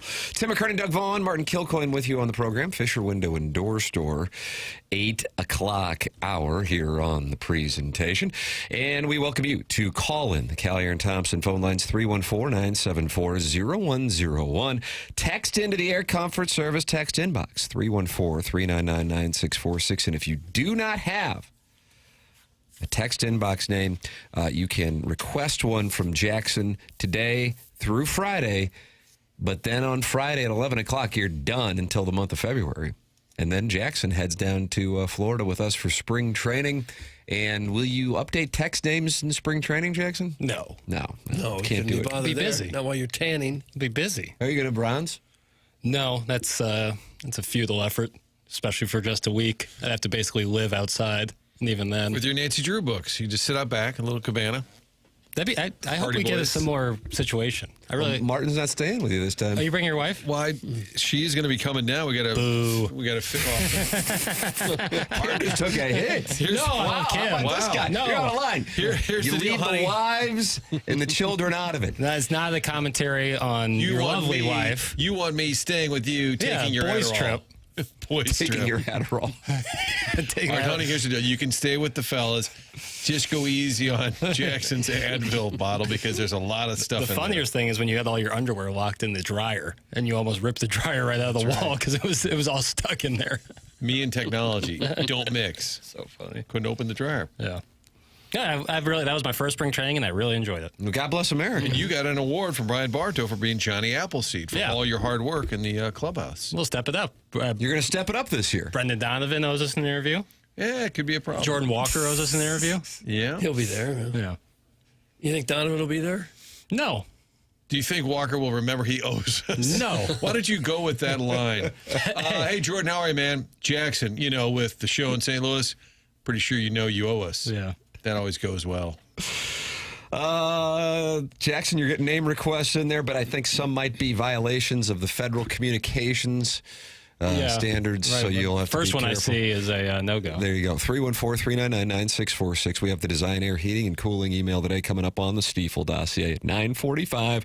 We're doing it at 9:45 in the month of January because Seth Goldcamp is giving away a $10,000 HVAC system for the prize for the winner of the Design Air Heating and Cooling email of the month. So whoever wins the most will get that $10,000 HVAC system. Jim Bowden on MLB players, which of course is factoring into the offseason and a lack of activity at this point, the potential work stoppage next year, realizing that athletes in other sports receive more revenue sharing money than they do, and that can be fixed with a salary form. Your last issue, I believe, 100% has a lot to do with some of the factors that we're seeing this offseason. And that is the realization of all 30 teams that we're going to have a floor in the next negotiations of a CBA. We're going to have a floor. I believe we're going to have a cap, too. I think we're going to have a range. It's not going to ever be equal. The big markets are always going to have more money. But I think the players clearly understand that the other sports are getting more revenue than the baseball teams are. The NFL and NBA players are getting more of a share than baseball players are. That's not right. The players at the very least should be getting 50% of the revenues, and they're not right now. And so one of the ways you have to fix it, you got to have a floor. You got to make Miami and Pittsburgh, and you got to make these teams spend. And you don't want to be in a position where you have to spend all at once. All of a sudden you get a new CBA and you got to spend at once. So you might as well the year prior start to spend a little bit. Let the Marlins spend $13 million on Fairbanks. Let the Pirates spend a little money on Lau and O'Hearn and start to get that up a little bit now instead of waiting. And at the same time, some of the big market teams that haven't spent a lot of money, some of them, some have, but some haven't. Some of those teams don't want to be a runaway train right now, not knowing what this next CBA is going to look like. Jim Bowden. Yeah, that makes sense to me. They're gonna have to do something to fix it. And if you're an owner that just can't afford to keep up with the spending, then sell the team because there's plenty of other billionaires out there who will do it. Well, my hope is that he's hearing that they're sort of strategizing this way, or that both sides realize it's inevitable. And it's not just this is what he would do. Like, this is how he sees it. I'm hoping that that's sort of like a little bit of intel, too, that the players and owners never agree on anything in baseball. Right. But hopefully they see this, and maybe there is some metric where the cap goes up in certain markets, and there's a percentage of revenues versus a hard number for every single team. Because I don't think you can put a number that the Dodgers are going to agree with for the cap, that the Pirates are going to agree with. You know, I think you have to have some sort of built-in metric there based on revenue. And you have to wonder if the players will ever go with any kind of a salary cap at the top, if they'll ever do that without missing a whole season or two. I think that's the direction the owners are going to attempt to take it following the 2026 season. Now, who will blink? That will determine whether or not it gets put into the system. The amount of money the MLB, NFL, and NBA players make in general is appalling. That's from DJ Pattycakes in the Michelob Ultra YouTube chat. It is a lot. And one issue I think that the players face is that the leading voices for the players tend to be the best players who are making millions. Remember when Bryce Harper stood up to the commissioner and said, get out of this locker room if you start talking about a salary cap. Yeah. Those are the guys that will have the loudest voices. It won't be the 21st and 25th players on the roster just struggling to hang on, who are happy to be there even though they're making $700,000 or $800,000. Seems like a lot, but it isn't for a baseball player. So will the opinion leaders of the sport have the loudest voices when it comes to what direction the players will take this? And they probably will. Guys, no deal will ever get done if Tony Clark is still there. That's from Cream, from the 618. I'm good to miss a season for MLB instituting a minimum and maximum cap. That's from the 618. I think any reasonable mind would come to the conclusion that we need a cap and we need a floor. It's not an outrageous ask or demand for either side, I wouldn't think. So hopefully cooler heads can come together and figure that out. Cap the owner's profits, and then you can lower the cost of tickets and maybe fill more stadiums, too. That's from the Prostatist. Well, I've heard that year to year, the owners don't make a whole lot of profit.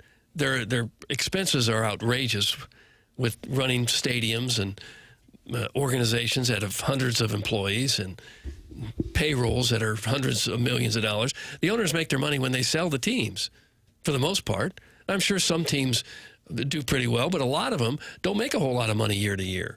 So just capping the owners' profits year to year, I don't think solves anything. The economy sucks, and people can't afford the rising costs of going to games. That's from Evil Calvin. Yeah, that's true, too. I doubt there's any sport that's saying, all right, how do we lower prices? It'd be nice, yeah, but I doubt any team is sitting there saying, okay, how can we take our ticket prices and go down? One of the best tricks they do is making the concessions all cheap and ticket prices go up just a little bit. Arthur Blank? And people are like, oh, my God, we can go to the Falcons game and pay $2 for a hot dog, but you're also paying about $20 more for the ticket. So where do you come out there? There is a phenomenon where fans, and I get it, you know, nobody likes the rich guy. But if a team owner, it doesn't matter if it's the Cardinals or just name any team, and you say at the end of the year, wow, that team made $60 million in profit. And everybody's like, oh, gross, whatever. But the third baseman can make $30 million and hit .210, and nobody cares. You know, isn't that a weird mindset? Yeah. And the owner's taking all the risk, too. But baseball, I just think at this time, can you really, I mean, football has just kicked the snot, both college. Did you see the ratings on college football? 23 million. My goodness. Yeah. The Rose Bowl had 24 million viewers. The Cotton Bowl had 19. The Sugar Bowl had 19 million. The Orange Bowl had 16 million. Even the lesser bowls, like the Mizzou Bowl, all had millions of viewers. And so that's where the money is. And that's why these bowls will probably continue. But if you're baseball, you better look around and say, man, the NBA is pretty strong. The NFL and now college football has really emerged as a major player. Because we always talk about the big four. College football is kind of like... College football is another world now. 4A or whatever. The game between Indiana and Alabama, Martin, 23.9 million viewers. You got to give some context because just given the number fails to deliver just how impressive it is. Number one, it's up 13% from last year, and it also was higher than the 22.1 million who watched the championship game between Ohio State and Notre Dame. And then I saw Jackson, and I know that the NBA is near and dear to your heart, that it was higher than Game 7 of the NBA Finals, which was one of the highest. Sounds about right. Highest rated NBA games in 6 years. Football dominates this country's viewership more than anything. Why do you think college football's had this spike just in the last couple of years? A lot of media talks about college football because of the ever-changing landscape, and football is king. Football in America is always going to be king, and the college game has risen to the occasion in terms of product on the field. I know. I just wonder why now these ratings are outrageous. Where were they last year? I think the playoff is a hit, even though there's things you could critique and change, and more home games, that kind of stuff. But I think coming off of last year, everybody loved that format for the first time. And I think the playoff format is a hit. It was what was always missing. I'll tell you this. I think that if they were able to get more games on campus, that it would get even better, because then the atmosphere that is translated over television would look even more impressive. And I think that is a part of it. I think for example, I'm watching that Steelers-Ravens game on Sunday night. Huge game, one of the biggest games in the regular season, the NFL all year. And while it's an incredible atmosphere, it still isn't up there with a game that could be taking place in the first month of the season in college football, much less other NFL games. That Texans-Colts game was on locally in St. Louis. It meant little to the Texans. The Colts are already done. I know Henshin's hoping they get an at-large bid, but they're most likely done if they don't get that at-large bid. And the Texans had to rely on the Titans to beat the Jaguars for any hope that they had. That didn't quite work out for Tennessee. And so the building is essentially 60% full. That's just not the way that it works for the most part. There are exceptions, but for the most part, in college football, especially in the bigger conferences. So 18 million watched Ravens-Steelers Sunday night. So the Rose Bowl just kicked the snot even out of that game. Yeah. Granted, New Year's Day is a traditional sit at home, turn on the TV. This is all in spite of the fact you didn't see the sunset at the Rose Bowl, yet they still got 24 million viewers. Salty Bald Dad from Caseyville says football is for the dumbs and fats. At my high school, football was for everyone that wasn't good at any other sport. That's from Salty Bald Dad from Caseyville. It's for the dumbs and the fats? Well, then that's most of America. That could explain why the ratings are so high. Your personal experience should shade your generalization of a single topic. I always Doug, felt your personal experience should shade your generalization. Your general thoughts about something. Okay. Oh, I didn't have a good experience with it, therefore it sucks. Yeah. I always thought the best athletes that you would, years later, football, basketball, baseball, what'd you do? It could be a third baseman in the major league. Well, I played quarterback. Guy on the basketball team. Oh, yeah, I was a wide receiver. Yeah. Lars Newpark, quarterback. Yeah, I feel like a lot of the athletes played football, not just the dumbs. I would say to the question of why it's become more popular, Doug, in the Air Comfort Service text inbox, we received a bunch of texts immediately that said the expansion of gambling, and football is one of the best sports to gamble on. Yeah, I'm sure that's a huge factor. And having more teams in the playoffs involve larger portions of the population. Bigger games, yeah. The rise of college football started with the 4-team playoff and has continued to grow each year. My wife has gone from who cares to a huge ESPN game day and college football fanatic over the last 5-6 years. That's from Ali Doesn't Know.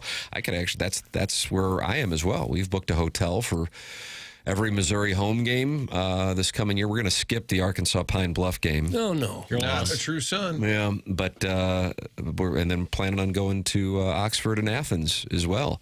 And part of it is, having gone to school there for both me and my wife, but also just enjoying it. I mean, usually, for the most part, at least in the first 2 months of the season, the weather's great. You're hanging out with people, you're friends with, and you're having some drinks and then enjoying football. It's a day-long thing. It's relatively close for most people.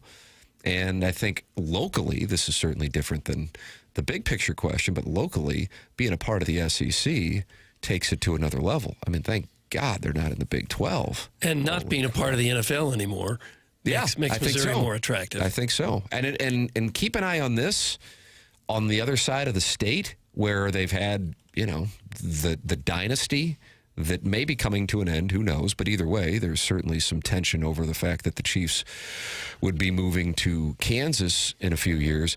If the Chiefs experience some form of a recession, and if there actually is ill will by them moving to Kansas to the point that people are pissed and don't want to be as passionate about them anymore, and I don't know how that will actually play out, but that could benefit college football in Missouri as well, because now you have the other side of the state investing in it. I wouldn't think that Missouri living Chiefs fans will sour on the Chiefs. Well, I would say that if the Chiefs aren't what they've been, then... Yeah, that'll have a bigger effect on moving to Kansas. If the Cardinals moved to Edwardsville, I think most people here would still be Cardinal fans. I like to watch to see Sam Horn not start for Mizzou so I can come on here and make fun of anyone who thought that he would. That's from the sheepy reporter who's not happy with the Warson Woods Wackos report, I guess. He's a sheepy reporter. You lay it on me, Gabe.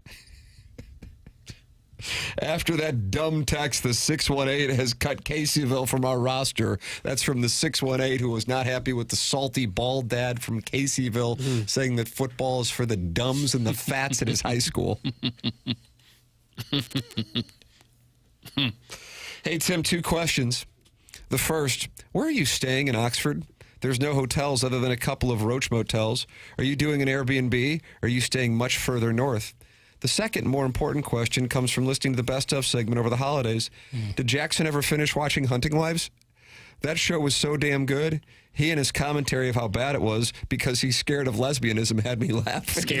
Scared of it. It frightens you. Yeah, so scared of it. No, I couldn't finish it. And you couldn't finish The Girl Next Door with Alicia Cuthbert? That wasn't because I didn't like it. That was a timing thing, and I never returned back to it. The Hunting Wives, I couldn't do it. I couldn't do it. I get enough of that with Landman. It's either Landman or Hunting Wives. So last night, my wife and I are watching Landman, and it's I'm in awe of like how bad the scenes are with Allie Larder and the girl who's 31 but plays the high school character. Yes. I mean, it's phenomenal. Yeah. And I said to my wife, I said, man, we enjoyed season 1. Now, don't get me wrong. I enjoy looking at them. That's fun. Yeah. But I mean, at a point, Right. I mean, it's a total drama. And then they slice in like an 80s sitcom in the middle of it. And then they have poor Sam Elliott just sad and horny. So I poor Sam Elliott is just sad and horny. That's the title of the segment, I believe. And I said to my wife, I said, when is the last time that we watched a show that was so dumb, but we watched the whole thing? And she goes, are you serious? And she goes, remember what I watched for your birthday?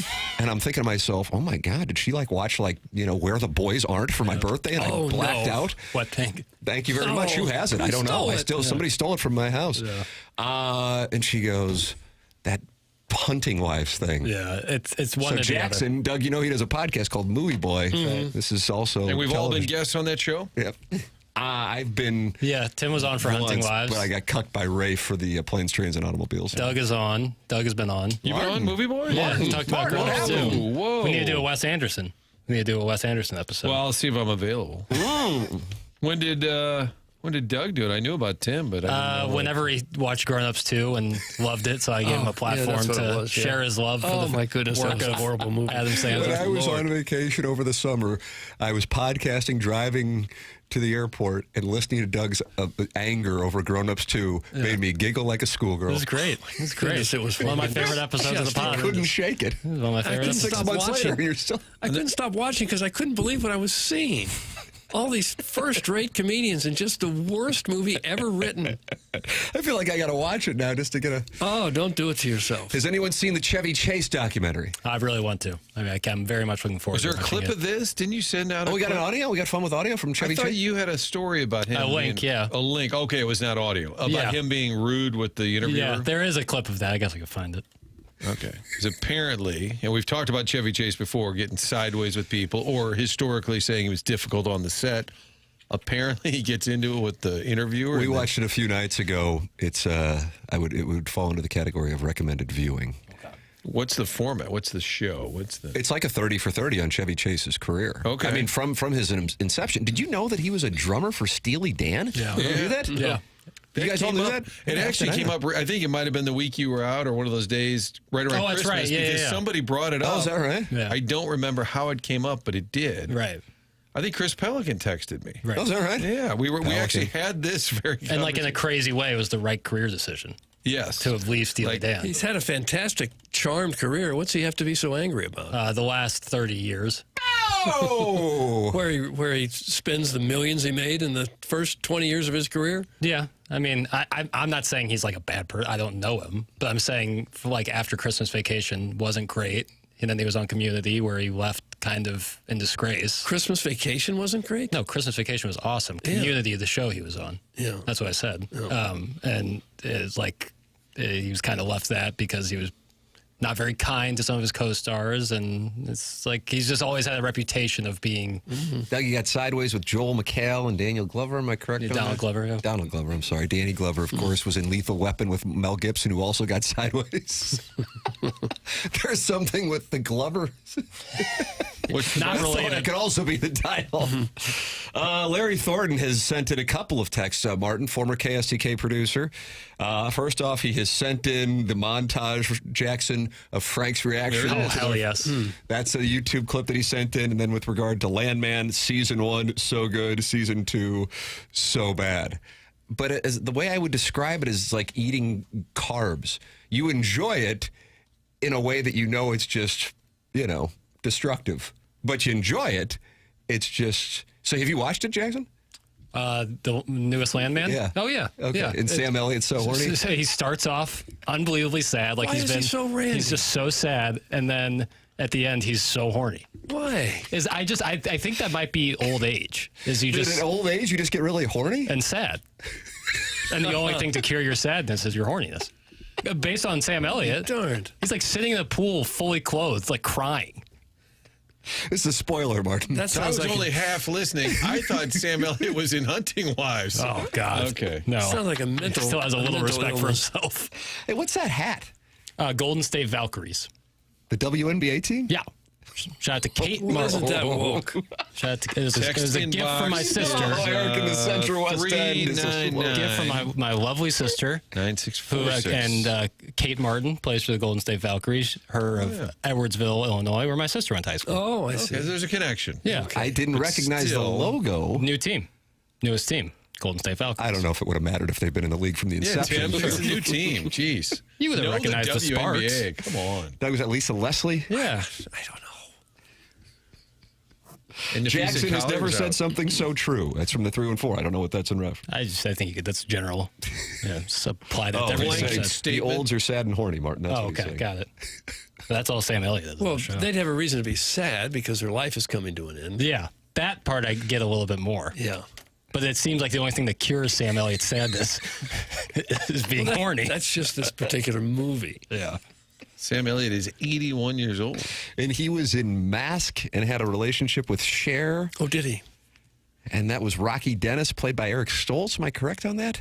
That's all correct. I think so. It's a hard watch. Yeah, tough. 85, you think? I find I don't like to watch things that are a hard watch. I don't need to see people that are miserable and upset and arguing with each other and You ever watch the YouTube chat? Or they're being kidnapped or something. That has no entertainment value for me at all. To see other people's massive problems. No thanks. Oh, hell's breaking loose. The Air Comfort Service texted buys over Jackson's hat. Yeah, seeing it's not going well. Well, I don't care. I just threw up in my mouth when you said it's a WNBA hat on a man. That's from the Sheepy Reporter. Wow. Some people very, I'm just going to leave it at that. Some people vary. I like that. I could have gone in a multitude of different directions, but I think their own statements will say it for them.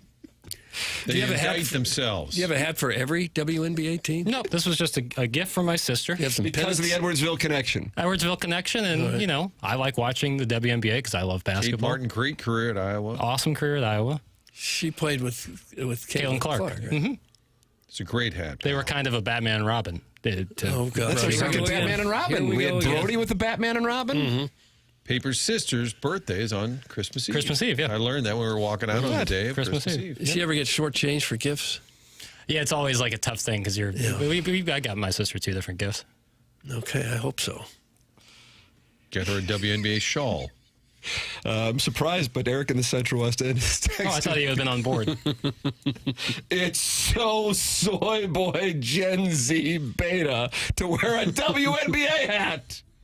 It's from Eric in the Central West End. I'm telling you, once we found out that was a WNBA logo, I knew Eric in the Central West End was ready to go.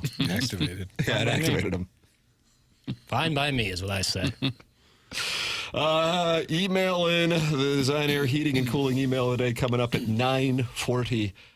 Doug, you know anything about Design Air Heating and Cooling? I think you do. Well, I do, because I've had the guys out at my house a couple times over the years doing routine maintenance on the air conditioner in the summer and on the furnace just before winter hits, and that's what you ought to do to make sure your furnace works properly. You can still do that now, even though it hadn't been very cold. We're going to need it sooner or later. When it comes to heating and cooling, you got to trust the name that's been around longer than all of us, and that is, of course, Design Air Heating and Cooling, proudly serving the area since 1904. 120, well, I guess it'd be 122 years now. Not just another HVAC company, they're the longest running sponsor on TMA, and that loyalty says a lot to us. Seth Goldcamp, 4th generation family-owned business, a name you can trust. They do believe in totally honest work. You're never going to be sold something that you don't need. So whether you're dealing with the cold or the heat, they have got your back with dependable service and no pressure solutions. Visit designairservice.com.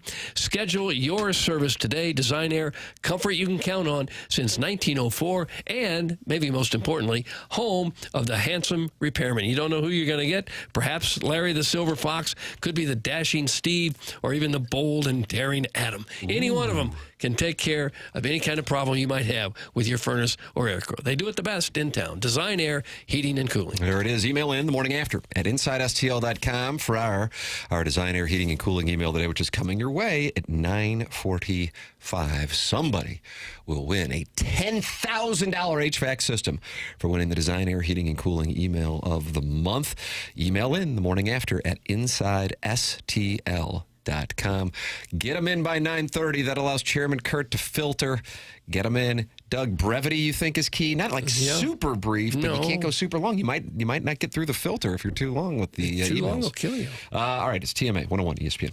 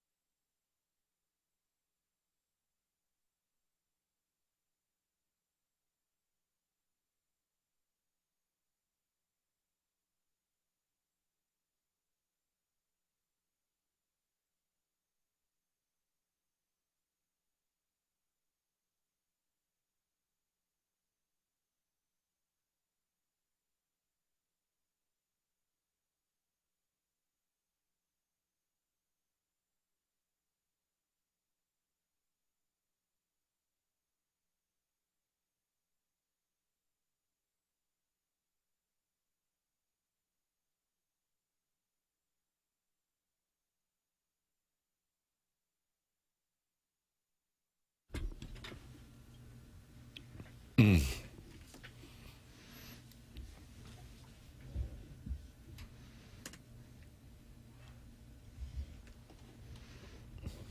going to get you fired up. Well, I can barely hear it with these headphones I got. I thought your New Year's resolution was to get better headphones. I know it was, and I always forget about it until I sit down right here. Make a note today, Doug. Address the issue. Okay. And tomorrow, headset. about 7 a.m. Oh, rats. Okay, I'll write down. What you should do is just go to the CVS that's right across here from the station right after work and then put it in your car. And then you at least if you forget it when you walk in here, it'll be in your car. But, I've got like 7 or 8 of these things in my house. Sure. All kinds of places. Yeah. So one of them has to work. Yeah. Bring them all in. I guess I should. You guys go with, I never even look. I'm the only one wearing headphones. I go earbuds because when I go no hat, the headphone top messes up my thin hair. So, I'm telling you, Martin, the guy's too hard on himself about his thinning hair. It's not as thin as you think it is. when I take off my hat, it looks really bad. Like that's when it's. So it's like you're taking steps backward from when we started working together? No. If I shower and like floof my hair up, it looks fine. But if I'm in a hat where it's matted down all day, it looks pretty gross. Like I played basketball yesterday and took my hat off and I looked like a fool. How can you see it? Fool. I could feel how foolish I was. I think it's mental. So maybe you shouldn't wear a hat, especially WNBA hat. I like wearing a hat. I don't know if we've gotten more texts in a shorter amount of time over something than Jackson's WNBA hat. Now, there is support, though. Yeah, I mean, what are you going to do? I don't care. Some people like something. That's right. I love my sister, and I'm glad she got me this wonderful gift, and I'll wear it. How about this one from Hip Hop Higgy? Keep sporting a hat, Jack. This city has a complex because they can't even get a basketball team. That's from I don't think that is it in this particular situation. Jackson. But I appreciate the love. I don't care. It's I don't let the text line. I don't crowdsource my self-esteem from the text line. Well, it's a good thing because here's Harrison's brother Masters. Oh no! And his ban has been lifted, Doug. Did it end in 2025? Calendar year? Because he's in a tag team now with Sharon and Clayton, who's poolside. I have a feeling Ray Liotta's about to appear. He's poolside in Sanibel, and she was bragging about that, but then Mr. Lick said Sanibel's the Fable Ticks. I thought it was really nice. I love Sanibel. What are the nicest islands in Florida, Jackson? You would know. You went to school there. Marco, Sanibel. Is Key West? That's a key. I mean, in Palm Beach. Yeah, Fisher Island. Is that Fisher Island? Yeah. Yeah, Fisher D-Lee. Island. What's the one Tiger lives off of? Jupiter, yeah, God. Jupiter Island, Star Island. Jupiter, Yeah. Jupiter Island, Star Island, Palm Beach, Fisher Island, yeah. Marco, and I don't think it's going to be tough to narrow it down. What about Captiva? Star Island, Captiva's basically Sanibel. It's a little. Is it a channel or would you say chunnel? I would never say chunnel. The Dolphins had a player named Bob Kuchenberg, who was a lineman. Yeah. Dump that. And I guess he had some other businesses outside of football. He lived on Star Island in a house that looked like a palace in France. Yeah, I think it might be Star Island. Enormous. Like per capita. Like it's pretty small, I think, but like that's where LeBron lived when he played for the Heat. Like that's where all the big money is.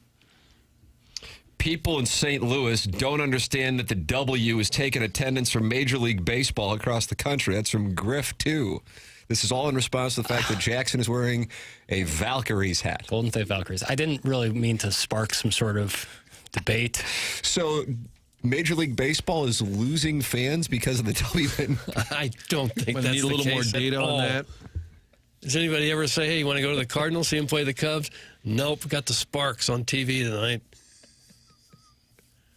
We got our I guy. don't think so. Our guy in Iowa who made all the money in the sporting goods industry would go to the WNBA games, remember? Oh, yeah, he was going to get Sophie Cunningham on for us. But he also comes to Cardinal games, so maybe he could be the best source of information here. Has his love of the WNBA cut into his Cardinal fandom? Call in. 969-PAT. What's the number? What's the number? 969. 974. The Callier and Thompson phone lines are 974-0101. In case you guys didn't know. Yeah, come on in. The water is warm. Chairman Kurt's standing by. He's also filtering the emails for the Design Air Heating and Cooling email of the day, which is coming your way at 9:45. Now, one of the things we were talking about getting Josh Schertz on this week with the Billikens having a huge game tomorrow, friend of the program, and Joe Buck. Will he be heading to Atlanta? It's Atlanta where it's going down? Yes. Atlanta for Indiana and Confirmed. Oregon. I was wrong on that. Indiana, Oregon is the Peach Bowl. But he's then got the Texans and the Steelers. The Steelers got into the playoffs after the famous missed kick from Tyler Loop on Sunday night to conclude the 2025-2026 regular season. But the Steelers did so without DK Metcalf. If you recall, he got sideways up in Detroit, and DK Metcalf was asked, finally, about what happened. Here is what he had to say. Okay, can you explain to us what happened in Detroit? You had to be the one to ask him. No, I can't. What was that process like as far as the appeals and talking with the NFL? Just kind of, can you walk us through that process? I can't walk y'all through nothing that happened. Were you surprised that the appeal was about you? Didn't get it away? Yeah, but that's all I can say. I respect that you don't and can't really go into a lot of it, but is there anything you would like to clarify about misinformation or anything else like that? I can't say nothing about what happened. That's not really helping clear things up there. No, there's a lot of mumbling. For those who forgot, on the sideline in Detroit, going to punch the fan, CBS cameras Then the fan had a press conference. Did you see that?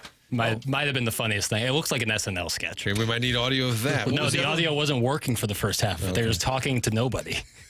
The press conference with the fan? Yeah, the audio wasn't working on the Zoom from the beginning. He launched hat backwards.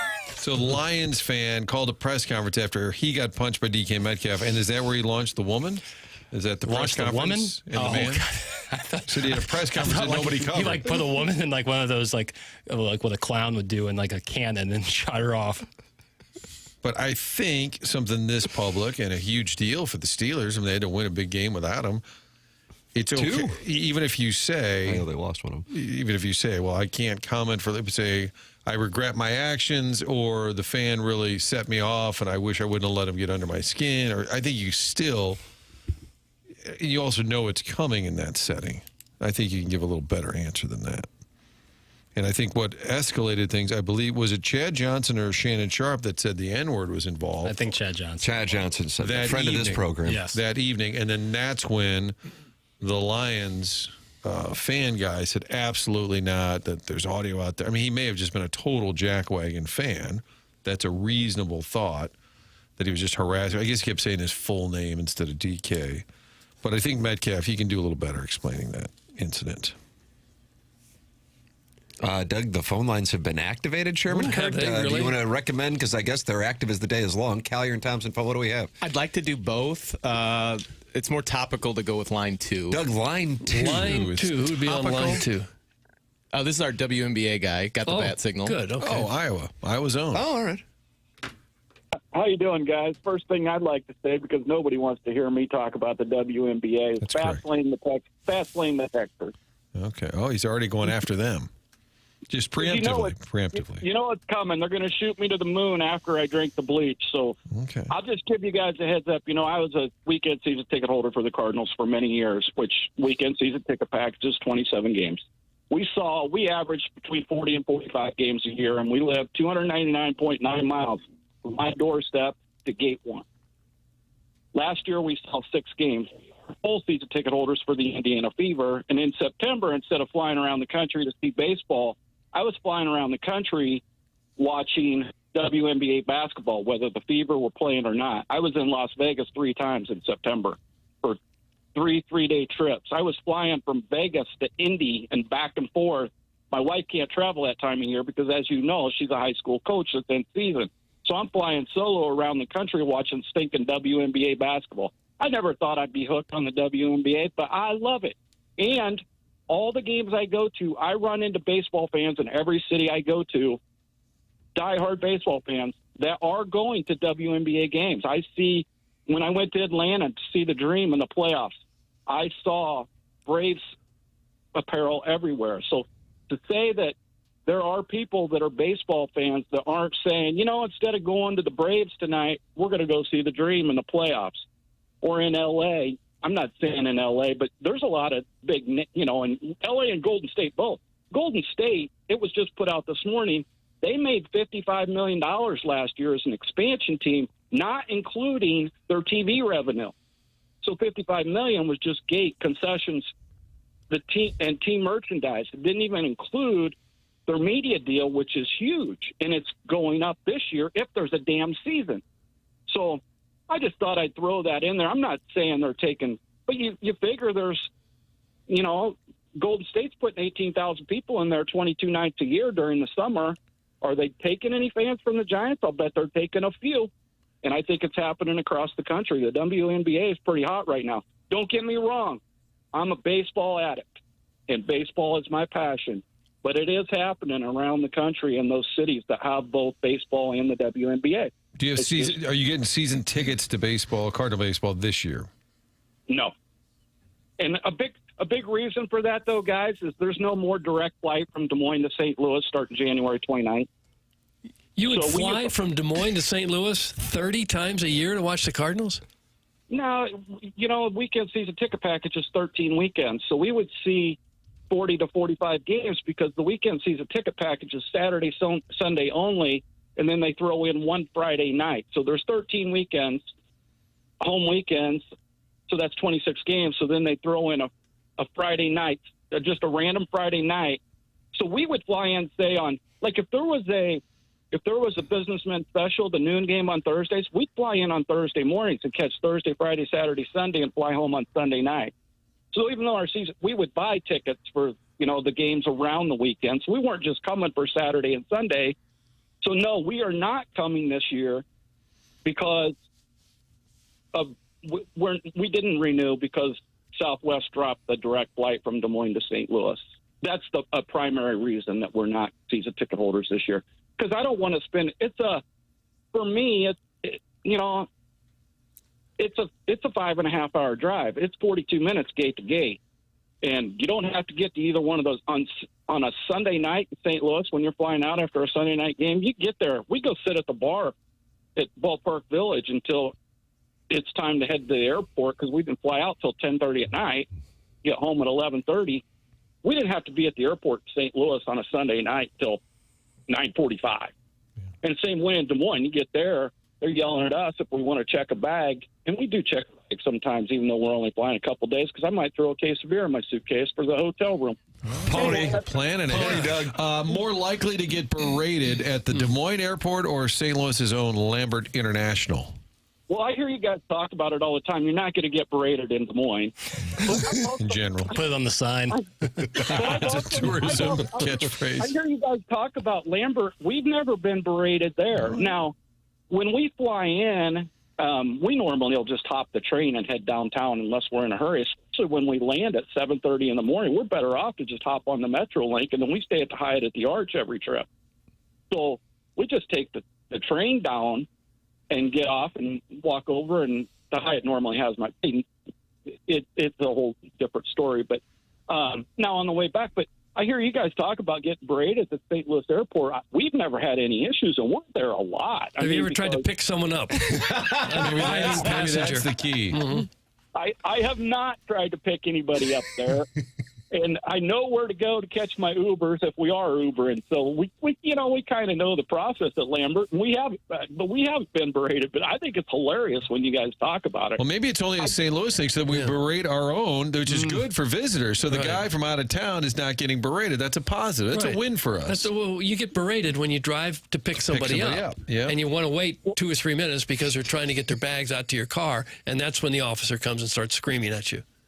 I can tell you this, guys. Back in, was it 23 the last time the Cardinals, 22 or 20, must have been 23 when the Cardinals were in the playoffs. 22. 22. Okay, so my wife I had flown down on, I think I flew down on like Thursday just because I know some people in St. Louis, and I got together and had dinner with a guy one night and just different things. So I flew in on Thursday, and then she flew in, I think, on a Saturday morning. I don't remember. Saturday or Sunday morning. I don't know what day it was. I can't remember I don't know the years either, Doug, and I certainly don't know the day. So I'm with you. But I had a limo limo driver. His name's Leo. He's a great guy. He owns a limo company down there. I had to pick up my wife, and he pulled in the drop-off location up there because I already had all her stuff in my bag. So all she had was her purse. So he said, just come out, and I'll pick you up in the drop-off. And she said that they were berating him because he's sitting there with his limo. There it is. That's the sweet spot. Yes. It's the pickup. It's the pickup. Yep. So, and he wasn't even in the pickup spot. You know, pickup's downstairs. So he's picking up upstairs where you drop off. Down. So anyway, that's my Gosh. You sure got a big budget for travel to go to these sporting events. What are you doing up there? You running a daycare He or was something? in the sporting goods industry and cashed out. Yeah, I cashed out. And we don't, I hate to tell you this, guys, but we spend 10 nights in Punta Cana every December and April. Oh, gosh. Doug, is it December when he goes? I don't know when he goes. Mr. Lick's brother. All right, we got to go. I got the wrap sign from Jackson. I got to go. I'd love to spend more time. Thank you so much for the call. Jackson. No. I saw the writing on the tea After all leaves. that, he gets to hang up on us? Yeah, I know. I wonder how many sports talk shows this guy calls into every day, hoping to convert guys into watching loving layups. I enjoyed the call. I asked for the call. And I like logistics, but we got a lot of logistics. I mean, the combination of Jackson's hat and that phone call has led to record-setting amounts of text. Line is going to implode. Oh, my God. That's not even the one I thought would be. There's some gems I in can't there. keep, there's so many damn texts. Many of them are FCC violations. But funny nonetheless. But you won't be berated in Des Moines. The word peg is being used a lot by a lot of the different texters. Steely Dan. Email in the morning after at InsideSTL.com. We got that design, air, heating, and cooling email of the day coming up at 9:45. Big competition here. $10,000 HVAC system on the line. And Doug, huge news for the next segment. What? Joe Lenardi has just updated his Bracketology, and we're going to have it for you next here on TMA 101 ESPN.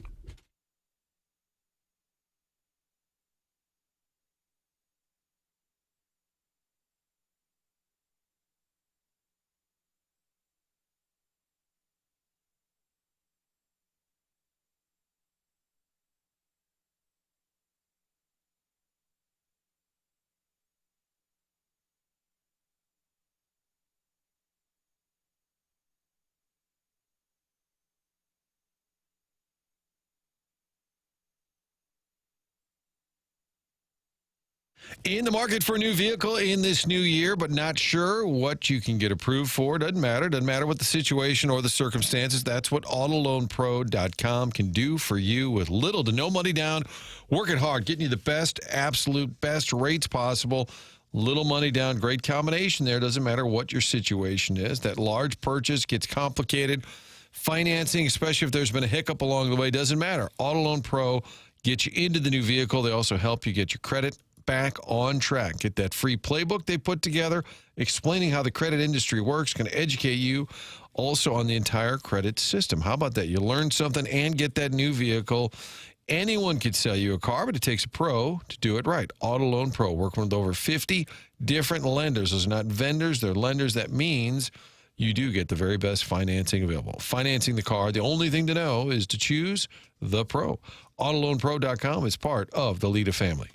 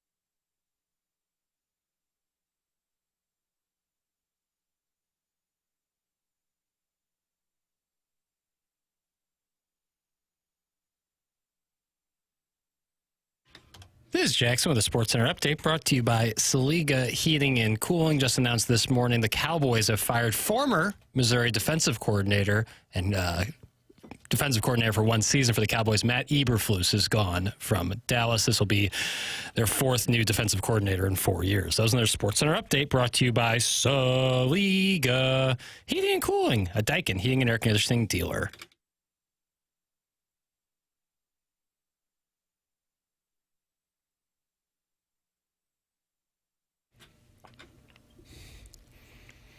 Eddie Vedder turns 55 today? No birthdays. I just felt like playing some Pearl Jam. Okay. Wow. Okay. I think older. 58, maybe?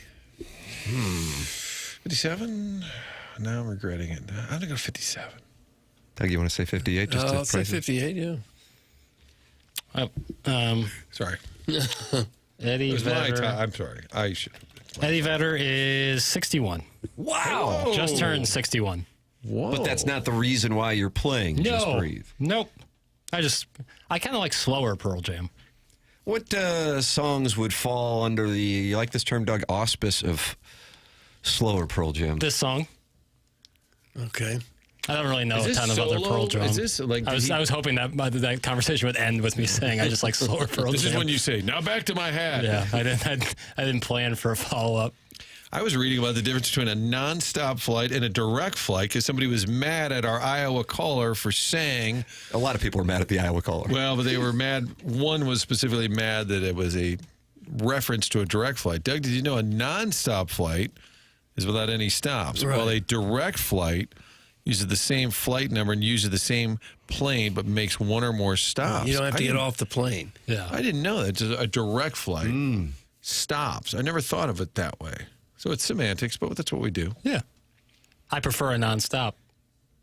Well, I think anybody does. It just gets down to, are you willing to pay a little bit more for it? I actually prefer flying to Atlanta and then flying to Phoenix, my destination. It's the ideal situation. More time in the air? Yeah. Especially going that direction. I love going east to go west. Right. We have the Design Air Heating and Cooling email of the day, and that's coming up in about 21 minutes. Black is the best Pearl Jam slow song. Doug, would you agree that Black is a slow song? I don't know. I just don't. I wish I could help you.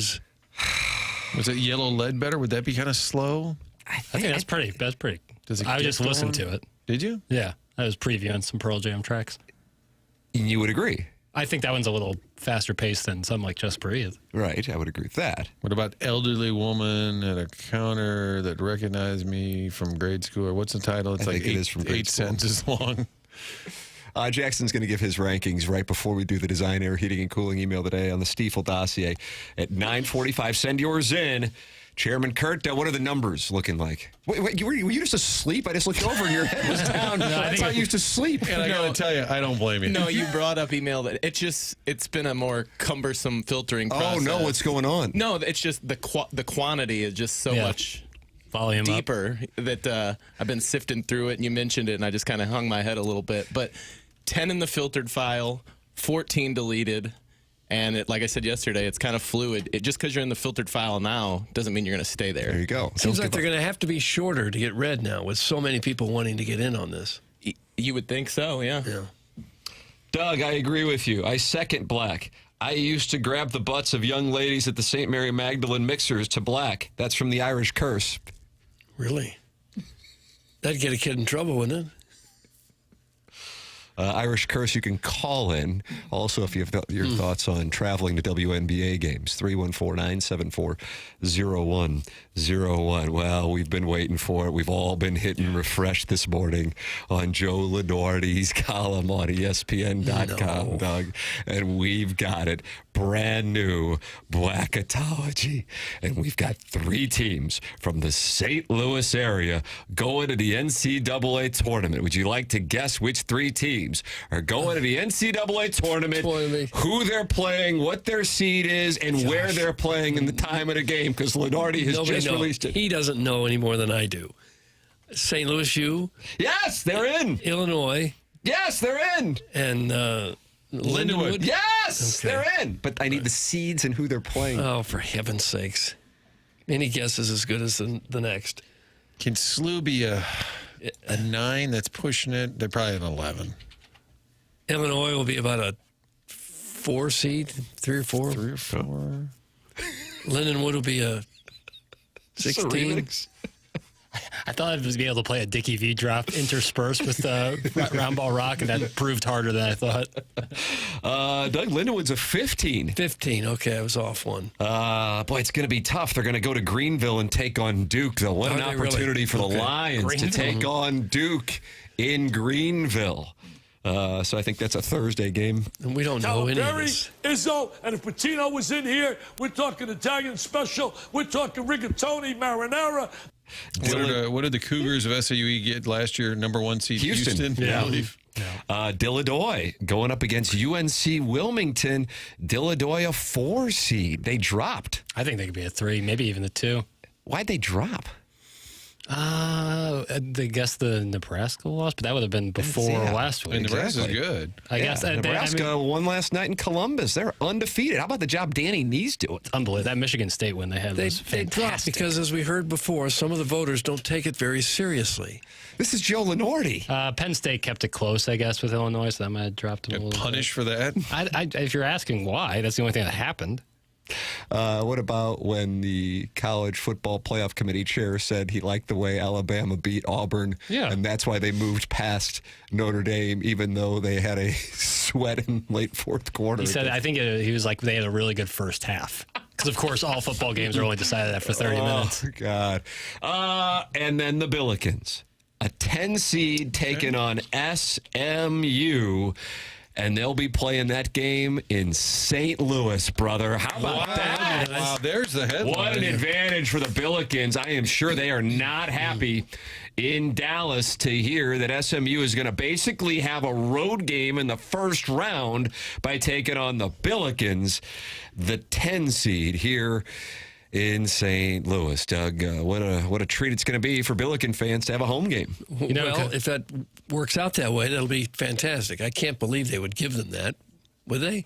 You know who coaches the SMU Mustangs is former Florida Gulf Coast coach Andy Enfield. The USC guy. Andy Enfield. Doug, were you about to guess? God, I would have guessed that if you just stopped talking for a second. For a long time, right? Dunk City coach who was the team in that He went to USC. Run. Yeah, USC, and then was replaced by the topless Eric Musselman. The topless coach. No, he's been at SMU for 2 years. This is great. Lindenwood's in. Doug Slew's in. Illinois. Okay. And Illinois is in. Let's make our plans. So is Mizzou anywhere on those first 4, second 4? No, I'm sorry. Next 34? No, I'm sorry. The Billikens are one of the last 4 teams to skip the first 4 rounds. So they're the last 4 byes, along with LSU, Indiana, and Miami. The last 4 in, NC State, Ohio State. They lost last night, as we said, to Danny Nee in Nebraska, Baylor, and Oklahoma. First 4 out, Martin, not Missouri, but Boise State, Butler, Virginia Tech, and Tulsa. And the next 4 out, not Missouri, TCU, Oklahoma State, Creighton, in California. If Illinois were to be able to get past UNC Wilmington, they could take on Rock Chalk J. Hawk in Philadelphia. Meanwhile, if the Billikens can get past Andy Enfield and SMU, they would take on Bat Painter right here in St. Louis. Yeah. Former Mizzou coach Matt Painter in St. Louis. That's correct. Awkward. And this is all just made up. This is entirely made up. If the Billikens can get past Bat Painter and Dilladoy can get past Jimmy Calhoun and UConn, then it sets up Illinois against the Billikens. Wow. In Washington, D.C. to go to the Elite Eight. How do you do? Okay. I assume we'll all go there. We'll take the show there to Washington. Put a case of beer in my suitcase just for the hotel. Man, this is going to be fun. And I guess, theoretically, they could play Lindenwood for the national championship there on the other side of the bracket. Yeah. Wow. I'd love to see the Bills just the attention get return. to a Sweet 16. Just win 2. I know it's asking a lot for them to get in and to win 2. I would just love for the Bills to get to the Sweet 16. Else? Too, man. You know, the last time SLU, Mizzou, Illinois all made the tournament, same year? I'm going to go with 2000. Can you give me 2013? Yes. 2013. That was the Rob Lowe Billikens, Jordan Airjet. Oh, yeah. That about Rob Lowe hosting shows on Fox. Not he of the NFL Shield. Not he of the Shield, but of... the Shield. Who Missouri played in 20? Was that Colorado State? Yeah. At the debacle? Yep. I barely count that. Larry after Norfolk State. That's correct. the year after Norfolk State, yeah. That puts Papers in a bad place. You see how his pacing slows down. He looks downward. That 13 Billikens team was great, though. They had a come-from-behind win in the tournament, if I'm not mistaken. Don't let me down, Jimmy Cruz. I got you beating Louisville. Yeah, because it was the first year was Jimmy Cruz. I think it was the year was still Cruz. They went west and they beat New Mexico State. But Rob Lowe hit like a huge 3, Australian big man. Yeah, but they should have won the next game. Spelled L-O-E. That is correct. Yeah. New Zealand's own. Ball knower. Guys, I actually bet $5 on the Billikens to win the national championship last night, and it'll pay me $2,500 when Robbie is lifting the trophy in April. That's from the St. Charles Hermaphrodite. I was going to say $2,500. So for whatever reason, and I've been going to a bunch of Billiken games, so I get some Billiken fan DMs on Instagram.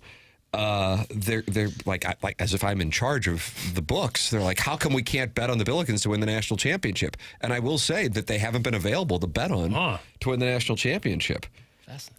And I guess now it's available because the St. Charles Hermaphrodite has bet $5 on the Billikens. Could win $2,500. Yeah, it'll be a nice hit. Yeah. I guess that's reasonable. Right, because it's only a $5 play. Should be undefeated. Yeah. Well, big opportunity tomorrow. You know, it is just one game, but when you play, they're, I think, one spot below them on the Ken Palm. This is a team that's very comparable to them skill-wise. I think that this could really set them apart in the A-10. For the record, Missouri is plus 30,000 to win the national championship on FanDuel. And I'm scrolling, Doug. They didn't really look like a national championship team when they played Illinois. No. But then since then, they beat just a couple buckets didn't go in for them. Number 22 team in the country. Illinois is plus 3,500. St. Louis Hughes still not listed. I still don't see him. It's the strangest damn thing. People text him, ask him why SLU is not listed. Yeah. Go ahead. Seems fair. Yeah. DMs, Instagram. 2013, by the way, SLU hammered New Mexico State in their opening game and then got drilled. Oregon was a 12 seed, and it was a good Oregon team. It kind of sucked. They were a 12. Right. And then they got drilled by Oregon in the second round. And Missouri lost, pretty handily. What about ILL that year? By 12. It looks like they lost in the second round that year to Miami of Florida, who went on a good run. That was a Shane Larkin, Jim Larinaga coach team. Tim, in Illinois, you can't bet on the teams from the state. Is Missouri the same way? That's from Angry Dan. No, sir, it's not. Not the case. Because you can bet on Missouri is plus 30,000. But I was heading down to the Billikens St. Joe's game, and I said to my wife, I said, take the over. We got to get the money on the over, which St. Louis Hugh really enjoys covering, and it wasn't available on FanDuel. Huh. So I don't know what the hell's going on there. Could SLU have possibly opted out of something like that? I don't know if that's like a thing. I have no idea. But in Illinois, I'd be curious what the reasoning is, because that was the case there.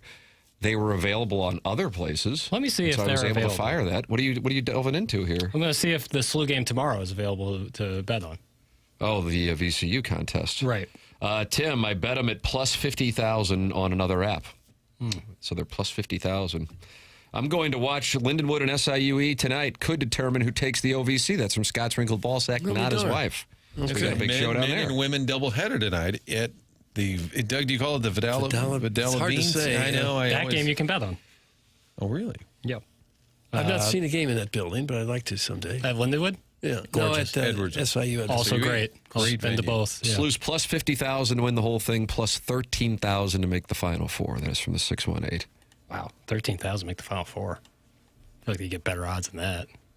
You think that the number should be higher? Yeah.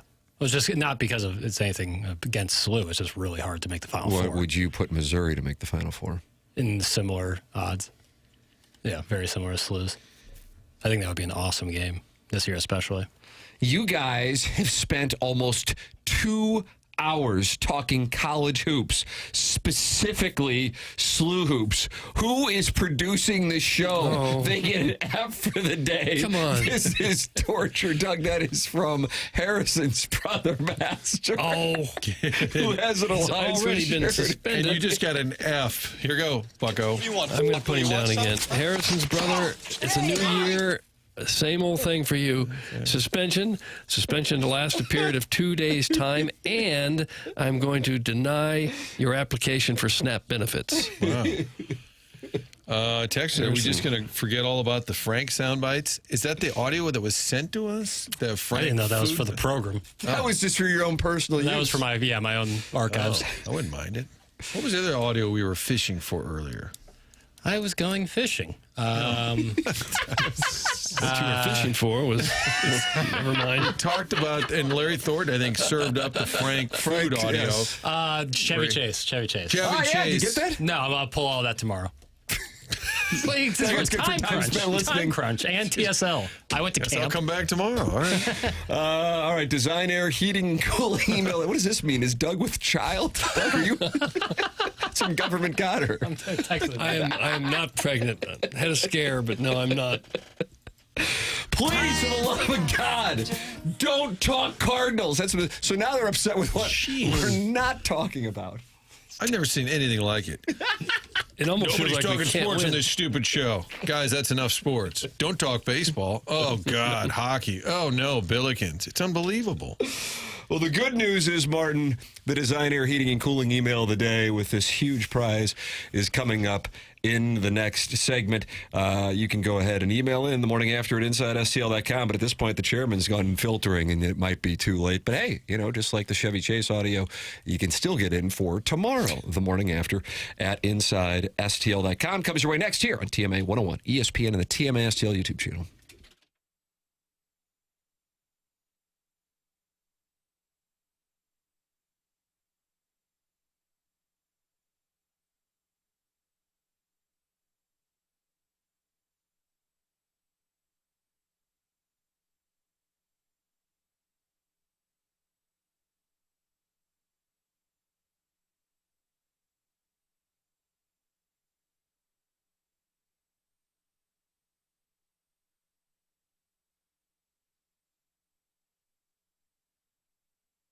Let's talk about my friends at Schnucks. Everyone's trying to save money these days, especially when you head to the store talking about groceries, and Schnucks has been doing their part quite some time right now, and right now, even more.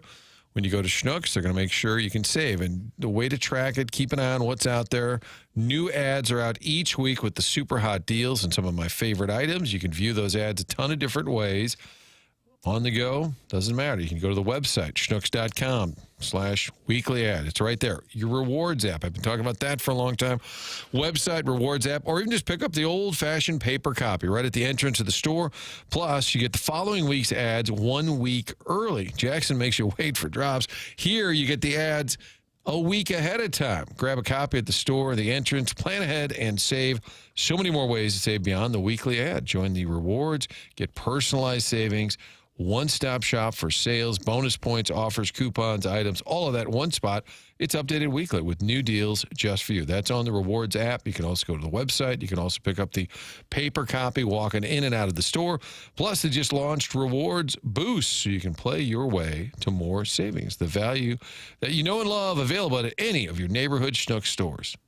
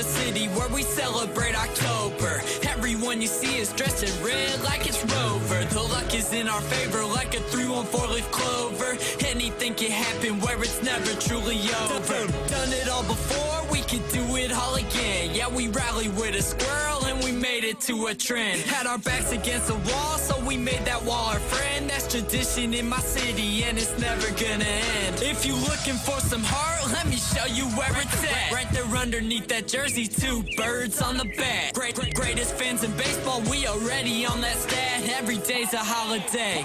Shouts out to Matt. That's October in St. Louis and you wouldn't understand. Unless you're from the city that made me to a man. 11 rings and counting, I'ma need another hand. But a dozen sounds better, so let's get this one for Stan. Rest in peace, Stan. Rest in peace, Stan.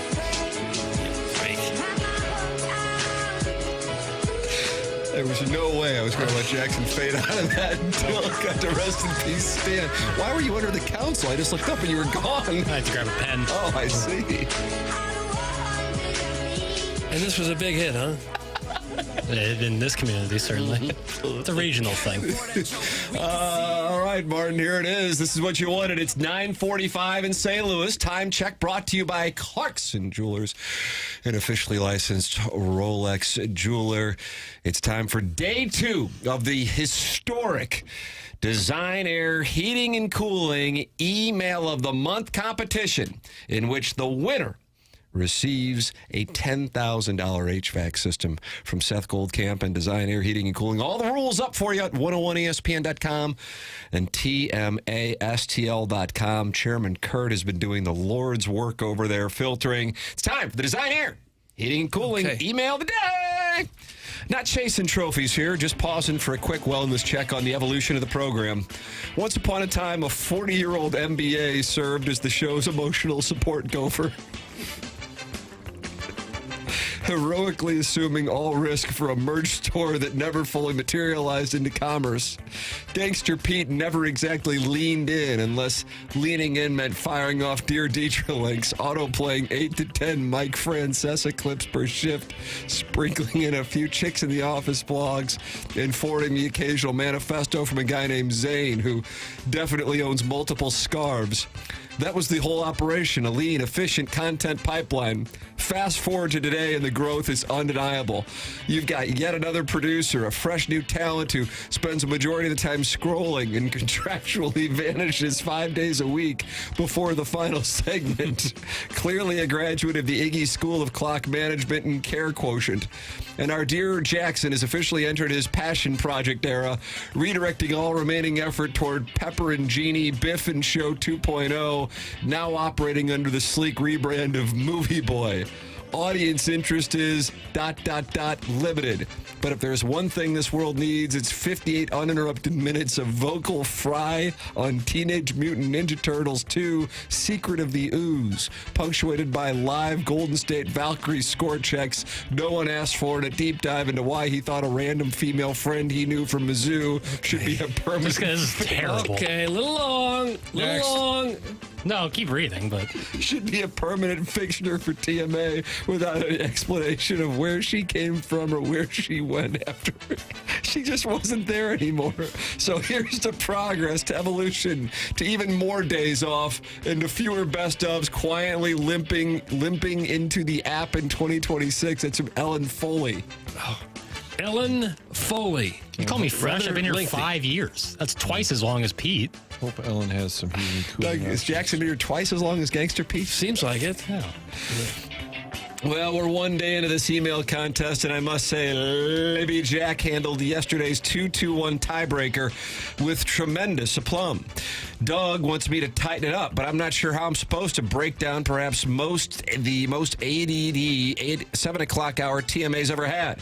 Lululemon, Fabletics, The Brothers Grimm, some supercut of Frank's food picks from 20 years ago, Gentlemen on the Down Low talking French fries, Larry Craig toe tapping in the men's room stall. The texters are angry when we don't talk sports. They're angry when we do talk sports. They're angry that Libby Jack Soy Boy Gen Z Beta is wearing a WNBA hat. They're angry when some cuck from Des Moines calls in to humble brag about all the WNBA games he travels to in other cities, and he said that with a straight face.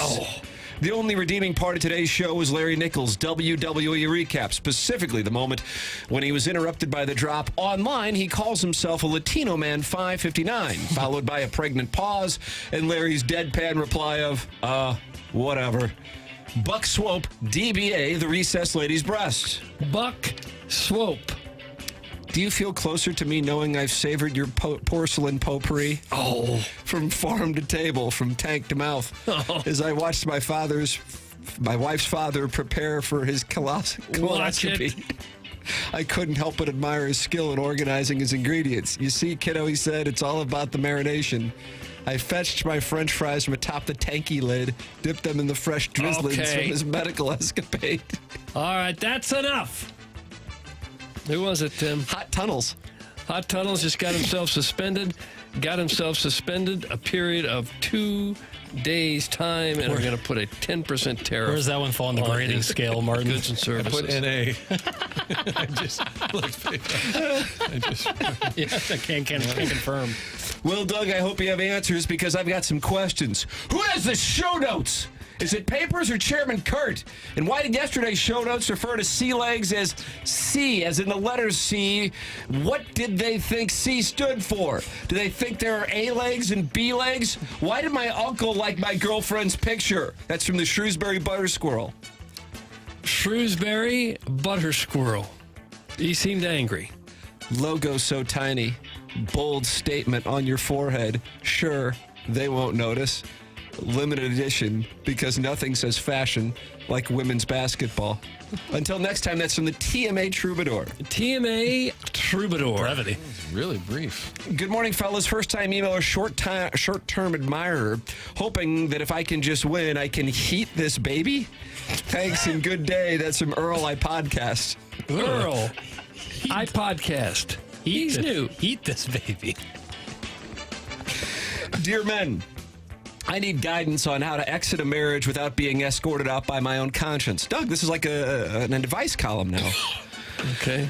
My wife is not cruel, unfaithful, or even particularly unkind. She has simply opted out of being alive in any recognizable sense.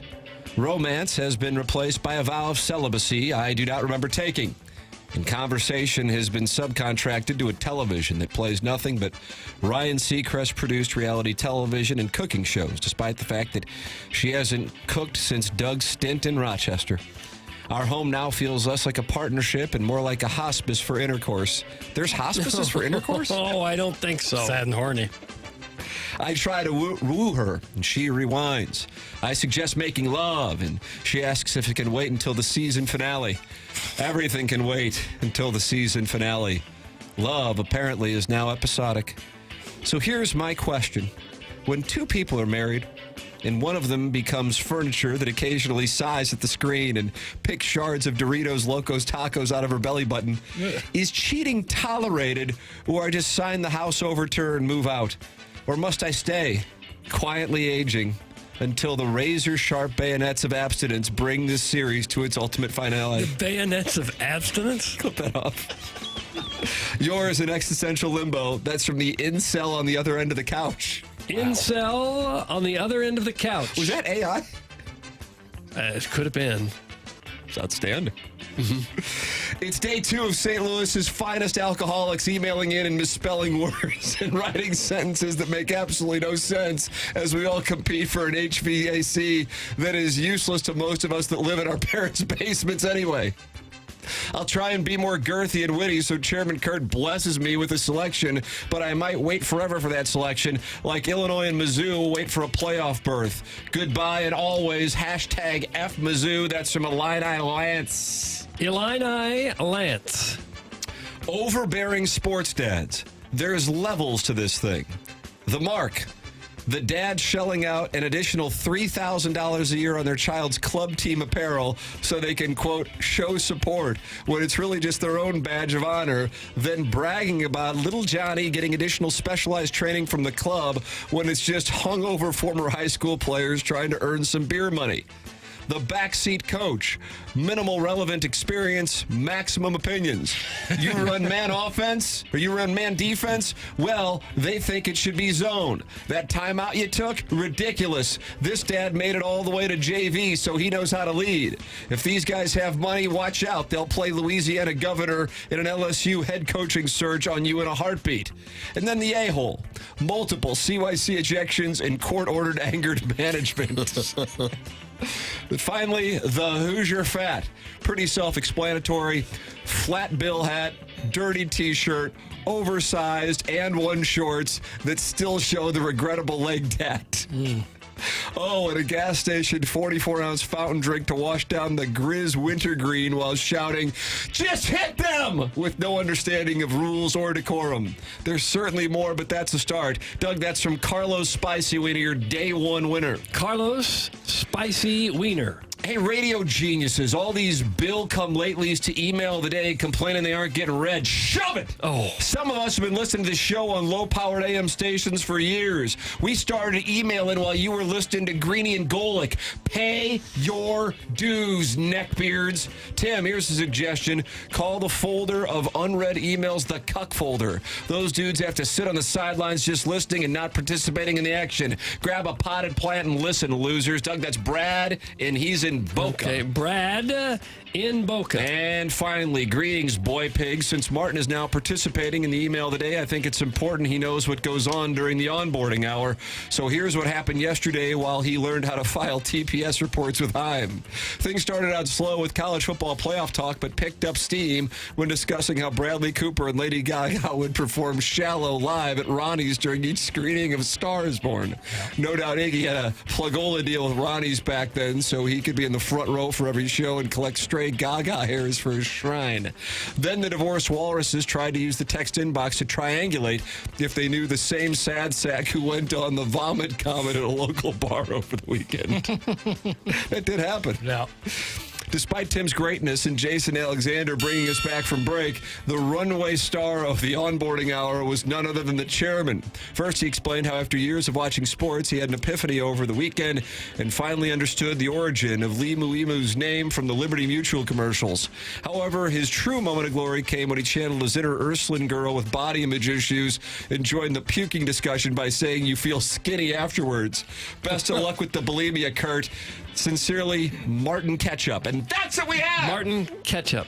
For the Design Air Heating and Cooling email of the day, vote on your secret ballots. And 1 hour from now, we will announce who won day 2 of the Design Air Heating and Cooling email of the day as someone gets a step closer to winning a $10,000 HVAC system. My, what a Jim Dandy of a competition. Martin, did anybody get a grade of 7 or above from you? I know you reserved that for special email. Yeah, I did not have any 7s. What was the highest number? Try to grade. Well, I was grading low. That gives me a little room, to go up. So I think I maxed out at 6'1". 6'1". But I'm particularly harsh for a reason. That way I have room to go up. Yes, you have the room. Yeah, you're the Simon Cowell of Yeah, this the day. first one I guffaw, and I put down 8. And the rest of the way, well, that's way better. I like your system. It's like figure skating. Over there. All right, we will have the winner of the Design Air Heating and Cooling email today coming up at 10:55 on the program. It is TMA, presented by Brown & Crouppen on 101 ESPN.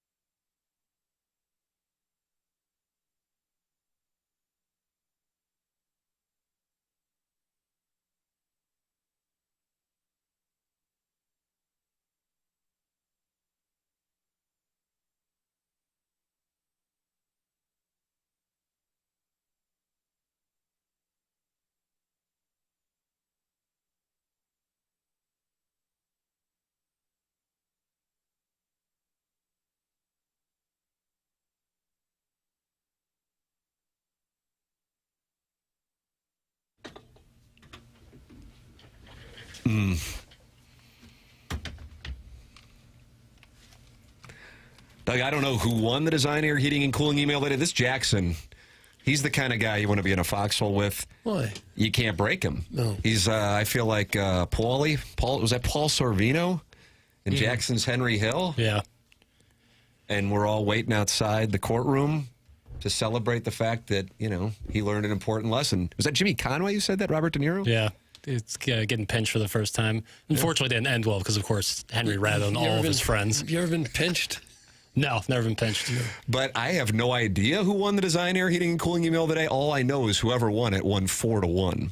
That's what I know. Oh, really? So we'll find out coming up at approximately 10:55. Martin leaves for onboarding at 10 o'clock, and that's why we are doing it at 9:45 during this magical month of TMA, in which Design, Air, Heating, and Cooling and the great Seth Goldcamp have come up with one of the most incredible promotions in what some are saying broadcast history, not just TMA history, broadcast history. Well, certainly St. Louis radio history. It's probably up right I'm up there. telling you. Next month, an auto dealership needs to give away a car. I think that's the next step. Don't you think? I don't see why not. Whip, yeah. Whip, whip, whip, whip, whip, whip, whip, whip, whip, whip, whip. Was that Click? What do you think that is, 2015? I don't know. Was that before 2015? The movie Click? No. Big Sean. Big Sean, yeah. Oh, I've never been a Big Sean guy. What about Kanye? At one point, things kind of turned. 2 Chainz. On Mercy. Yeah. Oh, that would have been like 2012. That's the song you're referencing. What about 2 Chainz had the best. Click. 2 Chainz had the best Click. verse on it, by the way. Doug 2 Chainz had the best verse. Despite Big Sean thinking it was his, no shot. I wish they would do email the day this early on every show so I could just fade the last irrelevant hour. Doug, these are people listing the program by gunpoint. Which isn't a bad idea. They don't ask how, they just ask how many. Not a bad idea to hold a gun at someone's head and make them listen to the radio? Well, no. So you are backing away from that take officially? Officially, yes. But, talk to me after the program. So the winner will be announced here at 10:55. 100 West Dental, that Dr. Brandon Pryor. I mean, I had sponsors and former sponsors, for that matter, taking care of me during the holiday break like nobody's business. And I'm telling you, and I want to emphasize this because I get it. Part of the business and why the show's had its run is the advertisers. But the advertisers don't advertise because they just feel like throwing money away. They get return on investment. But we don't endorse people just to endorse people. When we talk about a person, that's something that all of us take seriously. We're not going to vouch for somebody who we think is some kind of, problem, to be polite. Dr. Brandon Pryor, I ran into a spot with a tooth situation, and I wasn't going to be able to get it tended to for a couple of weeks. Needed a root canal the day before Christmas Eve. Otherwise, I was doomed, and that guy got me in within a matter of hours to get it tended to. That's Dr. Brandon Pryor at 100 West Dental, 100 westdental.com. They are located on Manchester in Baldwin. You give them my name, you get $1,000 off Invisalign. That's 100 westdental.com. You go in there and you think you are in a different world because it does not look like a dentist's office. They have the latest and greatest technology. It's first class. Can't say enough good things about Dr. Brandon Pryor and his team at 100 West Dental. I know people go, I don't want to go to the dentist's office. It's an important thing to get done. Get checked up twice a year. You don't have to call anybody. Just go to 100westdental.com and get it scheduled. And if you don't have dental insurance, that's not a problem. They have a membership plan that'll take care of the costs with you. So it's 100westdental.com. And right across the street, a former sponsor, but long time, and could be getting, we're working on possibly doing something with the great Jamie Burkhardt of Munganast. He's kind enough to, tire blows out. Tire blows out on 44 on, I think it was on Christmas Eve. Oh, no. And I'm with my older son, and Fresh off the root canal. Sure. And I texted, my plan was like, how am I going to get it from AAA to see if I can get it over to Munganast St. Louis Acura? I mean, God, TMA sponsor for, I don't even know how many years, 7 years probably. Tim McKernan Show podcast sponsor. And Jamie Burkhardt is just one of the finest individuals that I have met in general, much less sponsor. So not only they send a person out to trade cars out, and then Jamie comes by on Christmas Eve. No fooling. Yes. I mean, so when I'm talking about the quality of people, when we're vouching for the individuals, we mean that. So like a James Carlton, a Mark Hanna, Seth Goldcamp, Jamie Burkhardt. Jamie was doing some Yuletide lemonading. I mean, I was with my son, and he was, it can be a weird spot. I didn't even, if you had a tire blowout while you're driving down like an interstate? Sure. Mm-hmm. I hadn't had it happen before. And so my son and I were talking, and we heard the noise, but then we just kept going and didn't realize it. And then you see it's got a problem. Flat. Exactly right. Yes. So it wasn't as dangerous, I guess, of a situation as it could be. But very grateful to him and Dr. Brandon Pryor, because needing a root canal for about 2 weeks, that would have been, yeah. What do you even do in that spot? I guess just fight through it. I mean, maybe I don't understand. You get that numbing stuff that they give to babies. Oh, you put it on the end of your key, and you kind of... Yeah. No, well, different numbing agent. That's at 4 a.m. But it doesn't work very well. Yeah, you just be in hell, especially in this line of work. We have to talk all the time. It really stinks. Mm-hmm.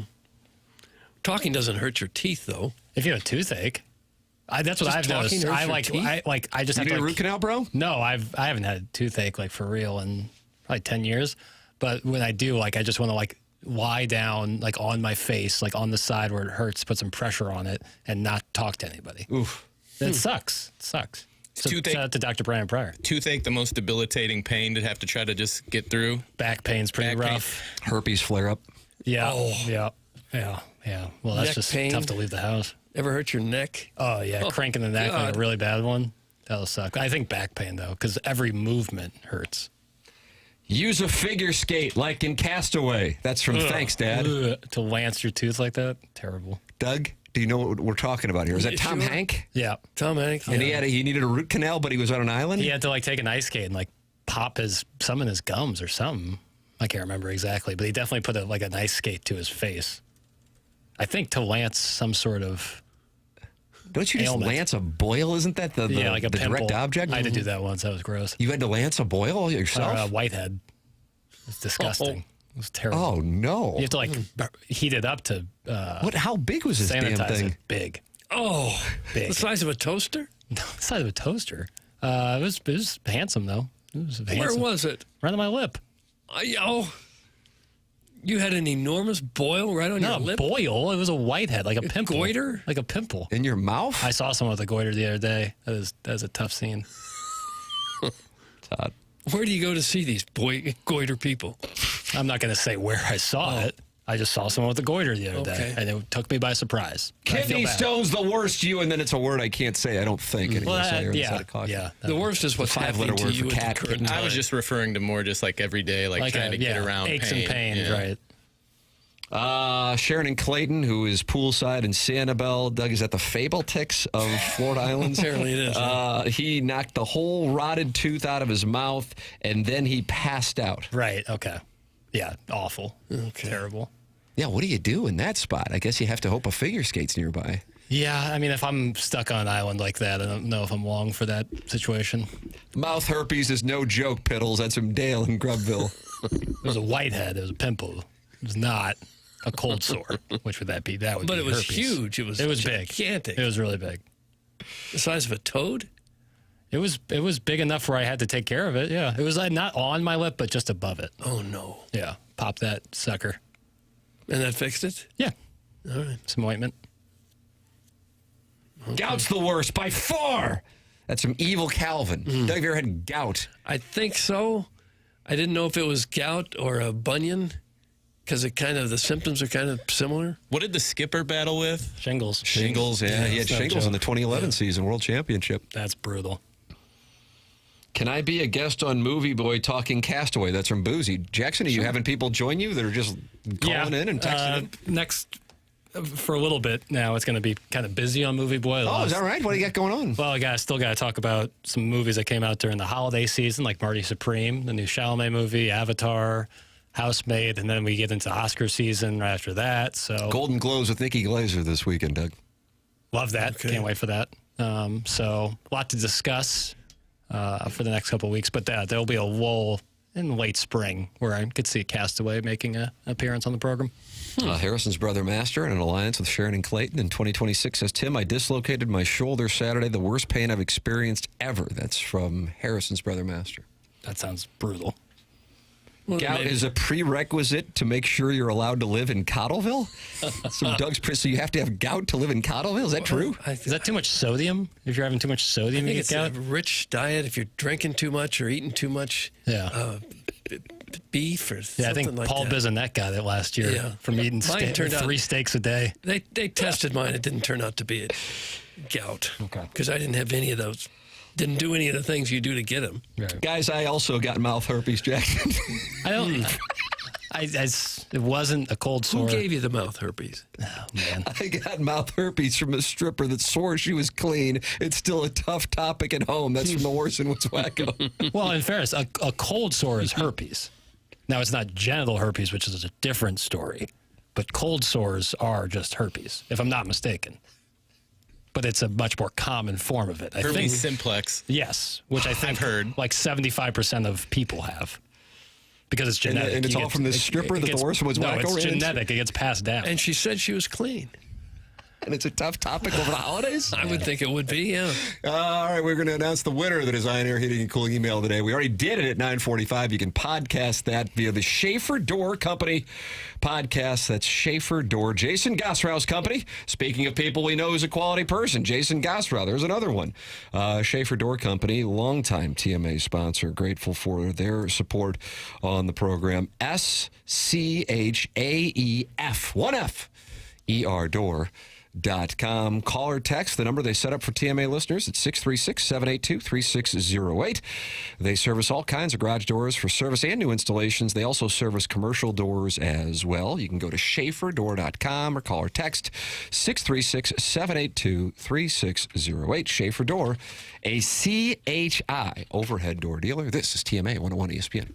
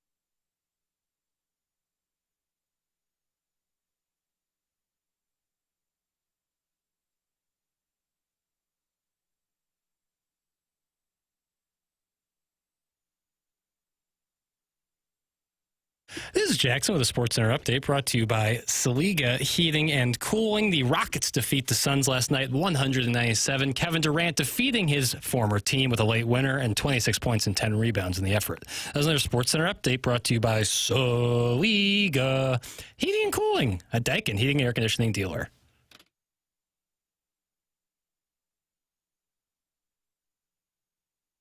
Series back. Yeah. Those Cardinal players. Act. Yep. Yeah. It's TMA 101 ESPN. The show's presented by Brown and Crouppen. We're in the Design Air Heating and Cooling 10 o'clock hour, and we'll have the winner of the Design Air Heating and Cooling email today coming up at 10:55 as we're doing it in the 9 o'clock hour here because of the huge prize that's on the line. I mean, what are we going to give away in the month of February, Doug? Could be just about anything. There is no ceiling for this presentation. Car. You think car, Jackson?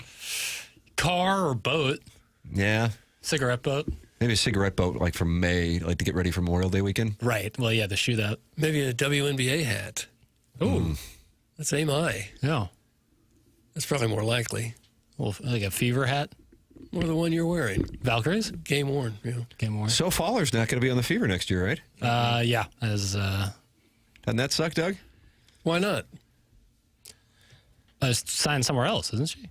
I don't know. There might not even be a season next year. Might be locked out. So what are you going to watch? Baseball. It's So the Cardinal attendance will skyrocket again. Yeah. The program is called The Morning After, 10 o'clock hour here on TMA. And we welcome you to talk it over with other TMA listeners, the TMA STL YouTube channel, where the D-Gen from Jeffco just posted, rubbing that soothing cream on a spicy beef gasket is nice. A beef gasket. Do you want context to this, Doug, or no? Yes, please. They were talking hemorrhoids in the Michelob Ultra YouTube chat. Good topic. And what would be the beef gasket? I don't think we're... Yeah. Okay. All right. So you open up the YouTube app and you type in TMASTL, and then you got that conversation. That's the kind of talk that you get there, too. Yeah. Can't get away from it anywhere. Jack Hoare said, I had one of those. They suck. See? So you can find people that will relate to your problems in the Michelob Ultra YouTube chat. You can also text into the program 314-399-9646. It's TMA 101 ESPN.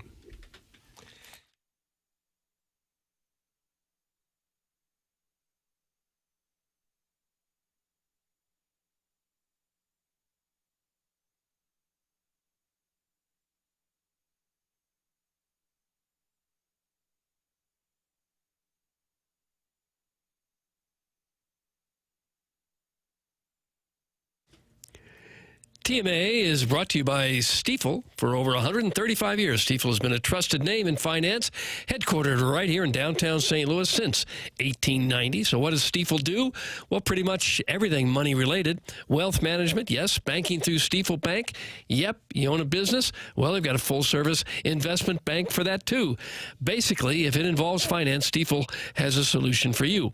With 12 offices across the St. Louis region and more than 400 nationwide, Stifel combines local experience with national reach. Unlike many firms, Stifel is not bank-owned. They own their own bank. That independence allows them to focus on one thing, doing what's best for their clients. It's a philosophy that has made Stifel one of the fastest-growing wealth management firms in the world. Their tagline says it all, where success meets success, and that's why they're partnering with TMA. It just makes sense. Stifel and TMA, where success meets success. Stifel Nicholas and Company Incorporated, member SIPC and NYSE.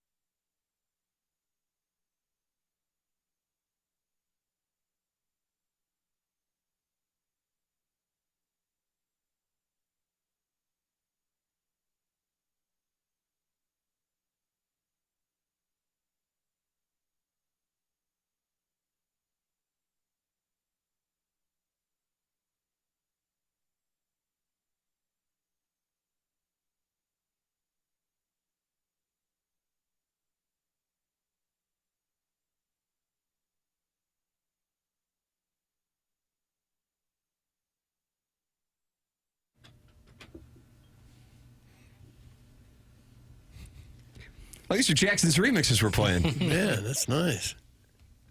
It's a great music video. Sit down with the family tonight and enjoy it. Around the hearth? Yeah, around the hearth. Have you taken down your Christmas decorations? Didn't have any to begin with. I did that yesterday. With the weather being warm? Yeah. Mm-hmm. It's like in the 60s yesterday. Boy, those Christmas lights like to tangle up. They sure do. Oh, what a tangled web we weave. That's what I say to myself every time I remember. I thought you just said you didn't have any decorations up. Not this year. I can play it back for you if you do it. No, thank you, counselor. I remember. Last year I had a bunch of Christmas decorations. Well, I had a little tree, like a Charlie Brown-sized tree. They get so tangled, and some of the lights don't work. You want to just throw them away. Yeah. And then you do it. And then next year you go, well, we got to buy some Christmas lights. You go, they're $50, $60. Why didn't I try harder with the last string? Yeah. This Heiser House hooligan. Uh-oh. Is there something going on between you two? I just opened up the text inbox, and he's been sending, but he was mad yesterday, right? He's just perpetually mad, I think. He's going after you, and some of it's kind of personal, so I don't know. I read it. It's fine. Okay. It's ironic that the person who failed as a teacher, I didn't know that was the case. I didn't think that was the case. No, it wasn't. Who failed as a teacher is in charge of grading/filtering emails from the listeners for this fantastic show. It must be like his private hell, 0 for 2, working on a nice little streak. Thanks, Chairman. Just so I have my facts straight, any fictional story written in the email today has to contain homoerotic fantasies about Doug or stepdads. Is that right? Okay, thanks. That's the Heiser House hooligan, Doug. He's mad that his email has not gotten. You see what I'm writing over here? I'm writing him in the suspension log. I don't like his tone. This is one of those cases where everything is being projected outward, and he just refuses to look inward in any way, shape, or form. And that's be better, not bitter? That's what you say? Yeah. The Heiser House hooligan he's gone. Has been suspended a period of 2 days' time, and in addition, I am denying his application for Section 8 housing. So he's out? Yes, he's out. He's out in the cold. Not Maine is in the Michelob Ultra YouTube chat. Will Jeremiah Love be a Kansas City Chief? Doug? Doug's scared to answer that. I see he is projected to go in the first round. Yeah. Oh, yeah. Top 5. Yeah. Mel Kiper has him at number 3. Who does he have him behind? Mendoza. Yes, that's one. And the Ohio State receiver? I don't think he's eligible yet. Initials, please. DM. My friend Doug Marion? Gosh, he's like in his 50s. We don't talk enough about how good that mouth horn that Tim does is. Clip that off. What a weak lemming play that was. What a great mouth horn, Tim. You don't have DM, the balls Derek to Magruder? answer whether or not you think Jeff Fisher should come back or not. Second letter, first name, please. A. Dave Mulligan. Dave Mulligan's going to get the pick? Nope. Now, third letter. N. Dante Moore. Yes! Okay, see, that was easy. Nicely done. Okay. I was going to get the time kill music out. All right. Go find that dork's email and read it now so we can all make fun of him. That's from Beer Cats, who wants us to read the Heiser House Hooligans email. I was thinking it could make for good social media content to read some of the unread submissions. I don't know if we want to go down that road, but just to show how horrible they are. Yes.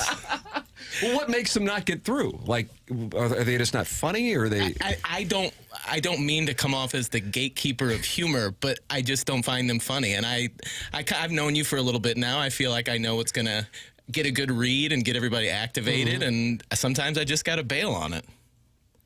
I mean, the chairman's put in a position where, he's going to make some enemies. But, Doug, part of greatness is making enemies. Part of greatness is making enemies. And we had more than 20 get deleted today. So it's a numbers game, and it's not easy to crack the top 11 like there was today. Right.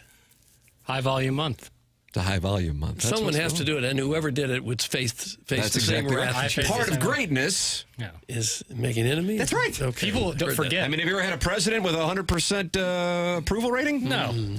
The chairman took over filtering because people hated my filtering so much. They were so frustrated by it. So what's the common denominator here?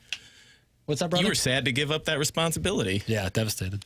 I picked up a read. But just think how good it's going to feel for Heiser if he breaks through one day, Doug. Right. That's the thing. It's a challenge. Fight through adversity. Yeah, that's why I'm beating my 3-year-old 10-0 in shitty hockey. Right.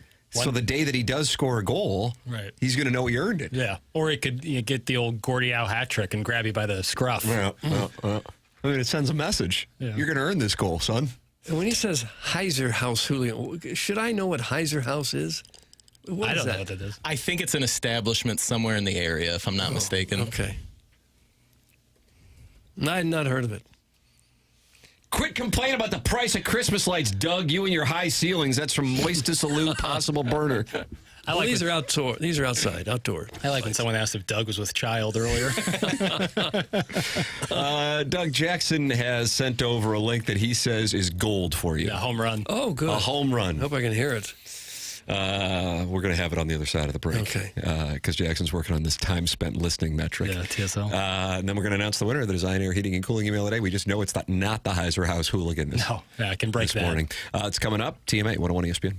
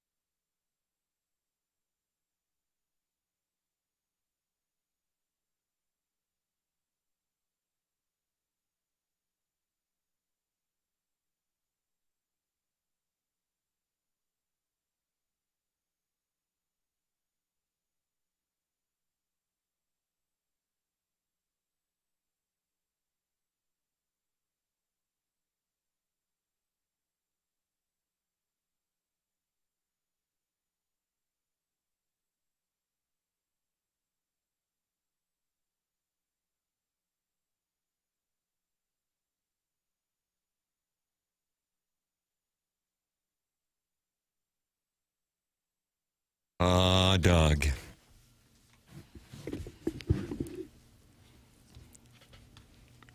Is there a reason for this wonderful song being? Well, I played some slower Pearl Jam, so I thought Slower Zeppelin? Some slower Zeppelin. Okay. That is my favorite Zeppelin song. What about Ann and Nancy Wilson's interpretation of Stairway to Heaven? Was that the 2011 I don't know the years, Tim. Was that when they played it in front of Jimmy Page and Robert Plant? Yeah, and they were like crying. Yeah. Yeah, that's pretty good stuff. Not good enough to get played here, though. Well, I'd play the OG. He'll play the OG.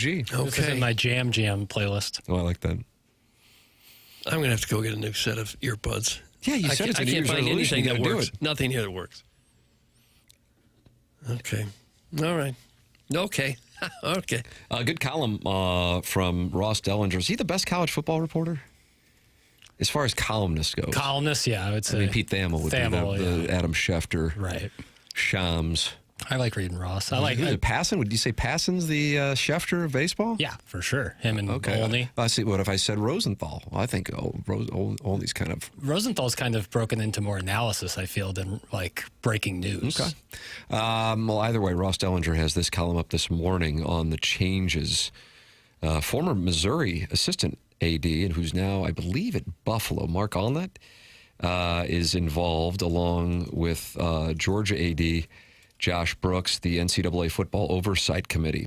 And these are the things that they anticipate tending to possibly as soon as them getting together on the morning of the College Football Playoff Championship game, which is in 13 days. The future of Week 0. Will it become the new Week 1, which is, I guess, the second to last or last Saturday in August, depending on where Labor Day falls? The playing dates of the college football playoff, and is there a way to return the semifinals to New Year's Day as opposed to the quarterfinals? The date of the transfer portal. Is a single spring portal gaining more momentum? And then finally, spring and summer access periods.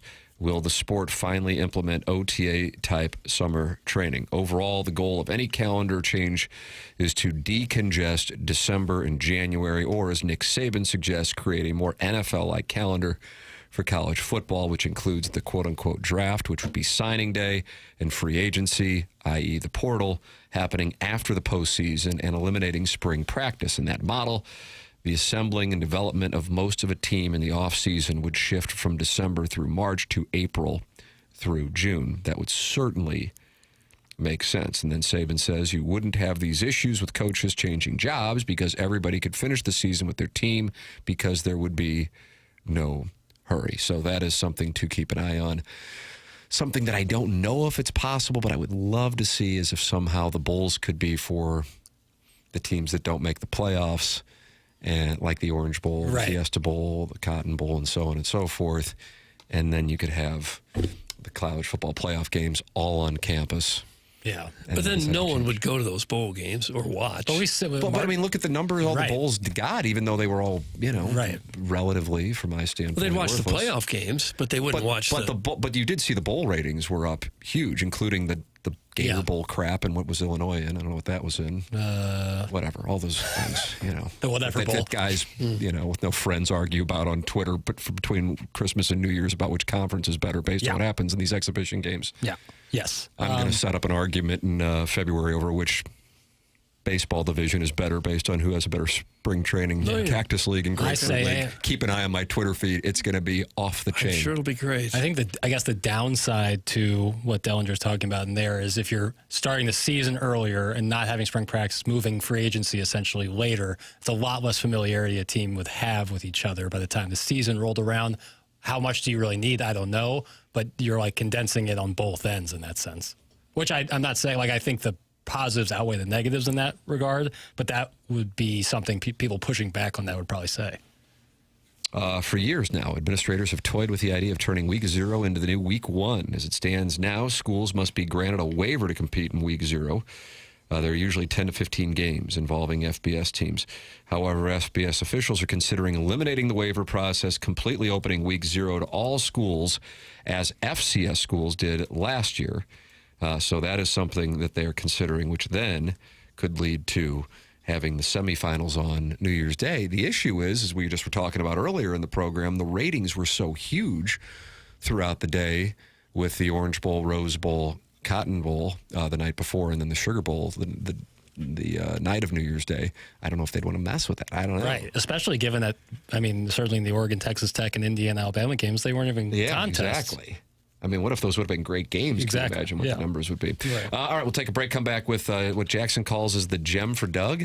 Yes. All right. Yes. Coming up next, TMA 101 ESPN.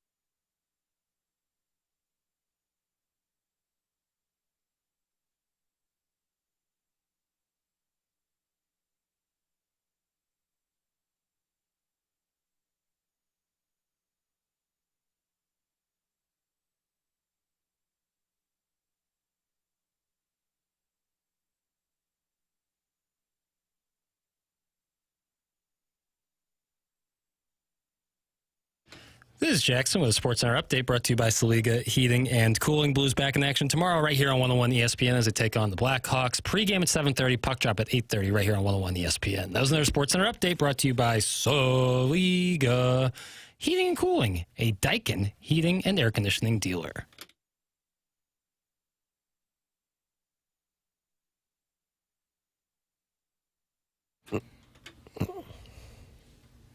What do we got going on here? I didn't have a bed and they had to put something in. Oh, it's just anything, right?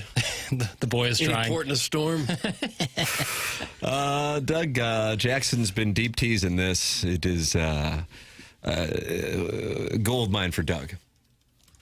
Okay. Comes from St. Louis Magazine, and it's 10 St. Louis dining trends to watch in 2026. Oh, please. You eat what you want. You don't have to follow some trend to decide what you want for dinner. I don't like the article already. Number 1. Do you want to do any guesses? What the trend is? A hamburger. Yeah, I think I'm going to give you that. He gets one. Americans sure haven't eaten many hamburgers over the years. Well, the specific part of it, but I guess it sounds like you might have already read the article. Beef tallow is back. Ooh. Beef tallow. Years ago, Julia Child raved about the joy of beef tallow once used by McDonald's for its fries. And for good reason. As local joints like Bulliard's, Max Local Eats, and Salt and Smoke, Old Tom Schmidt, know when frying their potatoes in it, beef tallow is the burgundy of cooking. Oh, the furry. Stop with this already. I am tired of this article, and it just started. What about point number 4? I don't know if you read this one. My favorite one. Vinegars are going to be big this year. They're not. Yeah. Vinegars. Boy, I sure am hungry. Could sure use some vinegars. Said nobody ever. You ever have an aged balsamic? Delicious. Point 6, fiber intake's going to increase. Okay.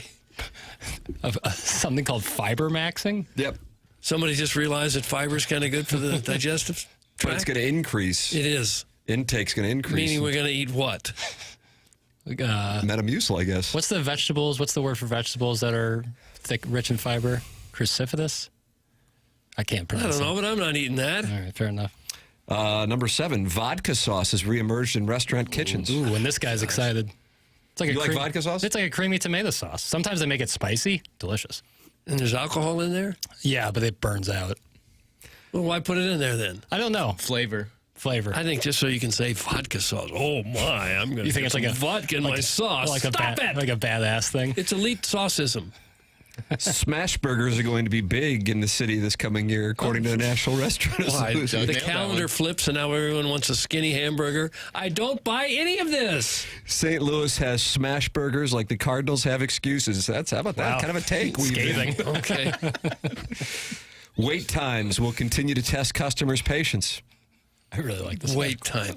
And that's something new, too? New for 2026. If you have to stand in line for a long time in the restaurant, it's going to test your patience. Brand new concept. No one ever thought of it before.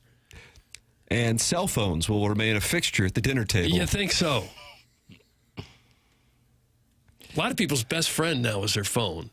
Have you been into a restaurant where they have the menu and everything on like a QR code? Yeah, and you can pay your tab right there, too. Really efficient. That Peacemaker in Kirkwood. Mm-hmm. The menu's right there. Right. Take care of it right there. How do you do? And it's not like it's replacing people. People are food runners and all that. Yeah, swimming waitresses. Makes sense. They don't have to print up menus, save them $1 there, too. Russ, I got some fish for you and your sister. Audrey dead? That's correct. Cruciferous piddles. That's from Sharon. It's a hard word to pronounce. It's a hard word. I was close. Doug, fiber is nature's broom. That's from Tim's travel agent. Sometimes there could be something to that. Sometimes the title segment comes right at the very end of the show. Nature's broom. Fiber is nature's broom. Mm-hmm. And we're just now going to start realizing that we need a little fiber in our diet. Just now, brand new. I'm interested. And we're impatient when there's a long line at the restaurant. I'm more interested in the vinegars that are going to be on the rise. Yeah. You ever dip some fries in vinegar? Hell no. Love it. Douse them in it. Do you just do it 100% catsup? Yes, if I have fries at all. That's what I would do. Extra salt? No salt at all, ever on anything. Yeah, I'm with you on that. Before we announce the winner of today's Design Air Heating and Cooling email today, Doug wants to tell us about Mark Milton.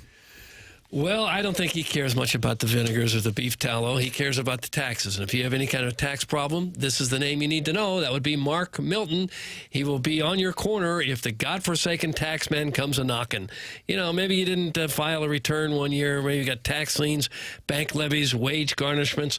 Maybe you owed a lot, couldn't pay it off, and now you're possibly even facing a criminal investigation. Well, Mark Milton is your guy. He is at stltaxlawyer.com. Mark helps individuals and small businesses solve their tax problems. You want credentials? He's got those. Started his legal career with the Department of Justice in Washington, D.C., where he represented the IRS in tax cases throughout the country, so he's been on that side of the field as well. And he even received the DOJ's Outstanding Trial Attorney Award. This is one of the best, not just in St. Louis, but in the entire country at what he does. Any kind of IRS problems at all, contact Mark Milton at stltaxlawyer.com today, and you'll be saying, no, sir, I am not guilty. Yes, sir, I am with Milty. Remember, the choice of a lawyer is an important decision and should not be based solely on advertisements. All right, here we go. Carlos Spicy winner. Day one. Yes, he did. He's got a point. Mm-hmm. Who got a point on day two of the Design Air Heating and Cooling Email of the Month competition for the $10,000 HVAC system? In a 4-1 vote, the incel from the other side of the couch. Oh, really? My goodness. He was getting cucked? Mm-hmm. But was he really getting cucked? He just said his wife has turned her attention to Doritos, and so he is debating leaving, and he was asking us for advice, and we never really gave him any. The bayonet of abstinence? Yeah, he said that's what got me. He's living on the point to the bayonet of abstinence. Congratulations. What was the name? Incel from the other side of the couch. The incel from the other side of the couch now has one win, just like Carlos Spicy Wiener. What a battle we've got going on here as it's 1-1 through day two with a new emailer, the incel from the other side of the couch, tying a legend like Carlos Spicy Wiener. Time for us to shut it down.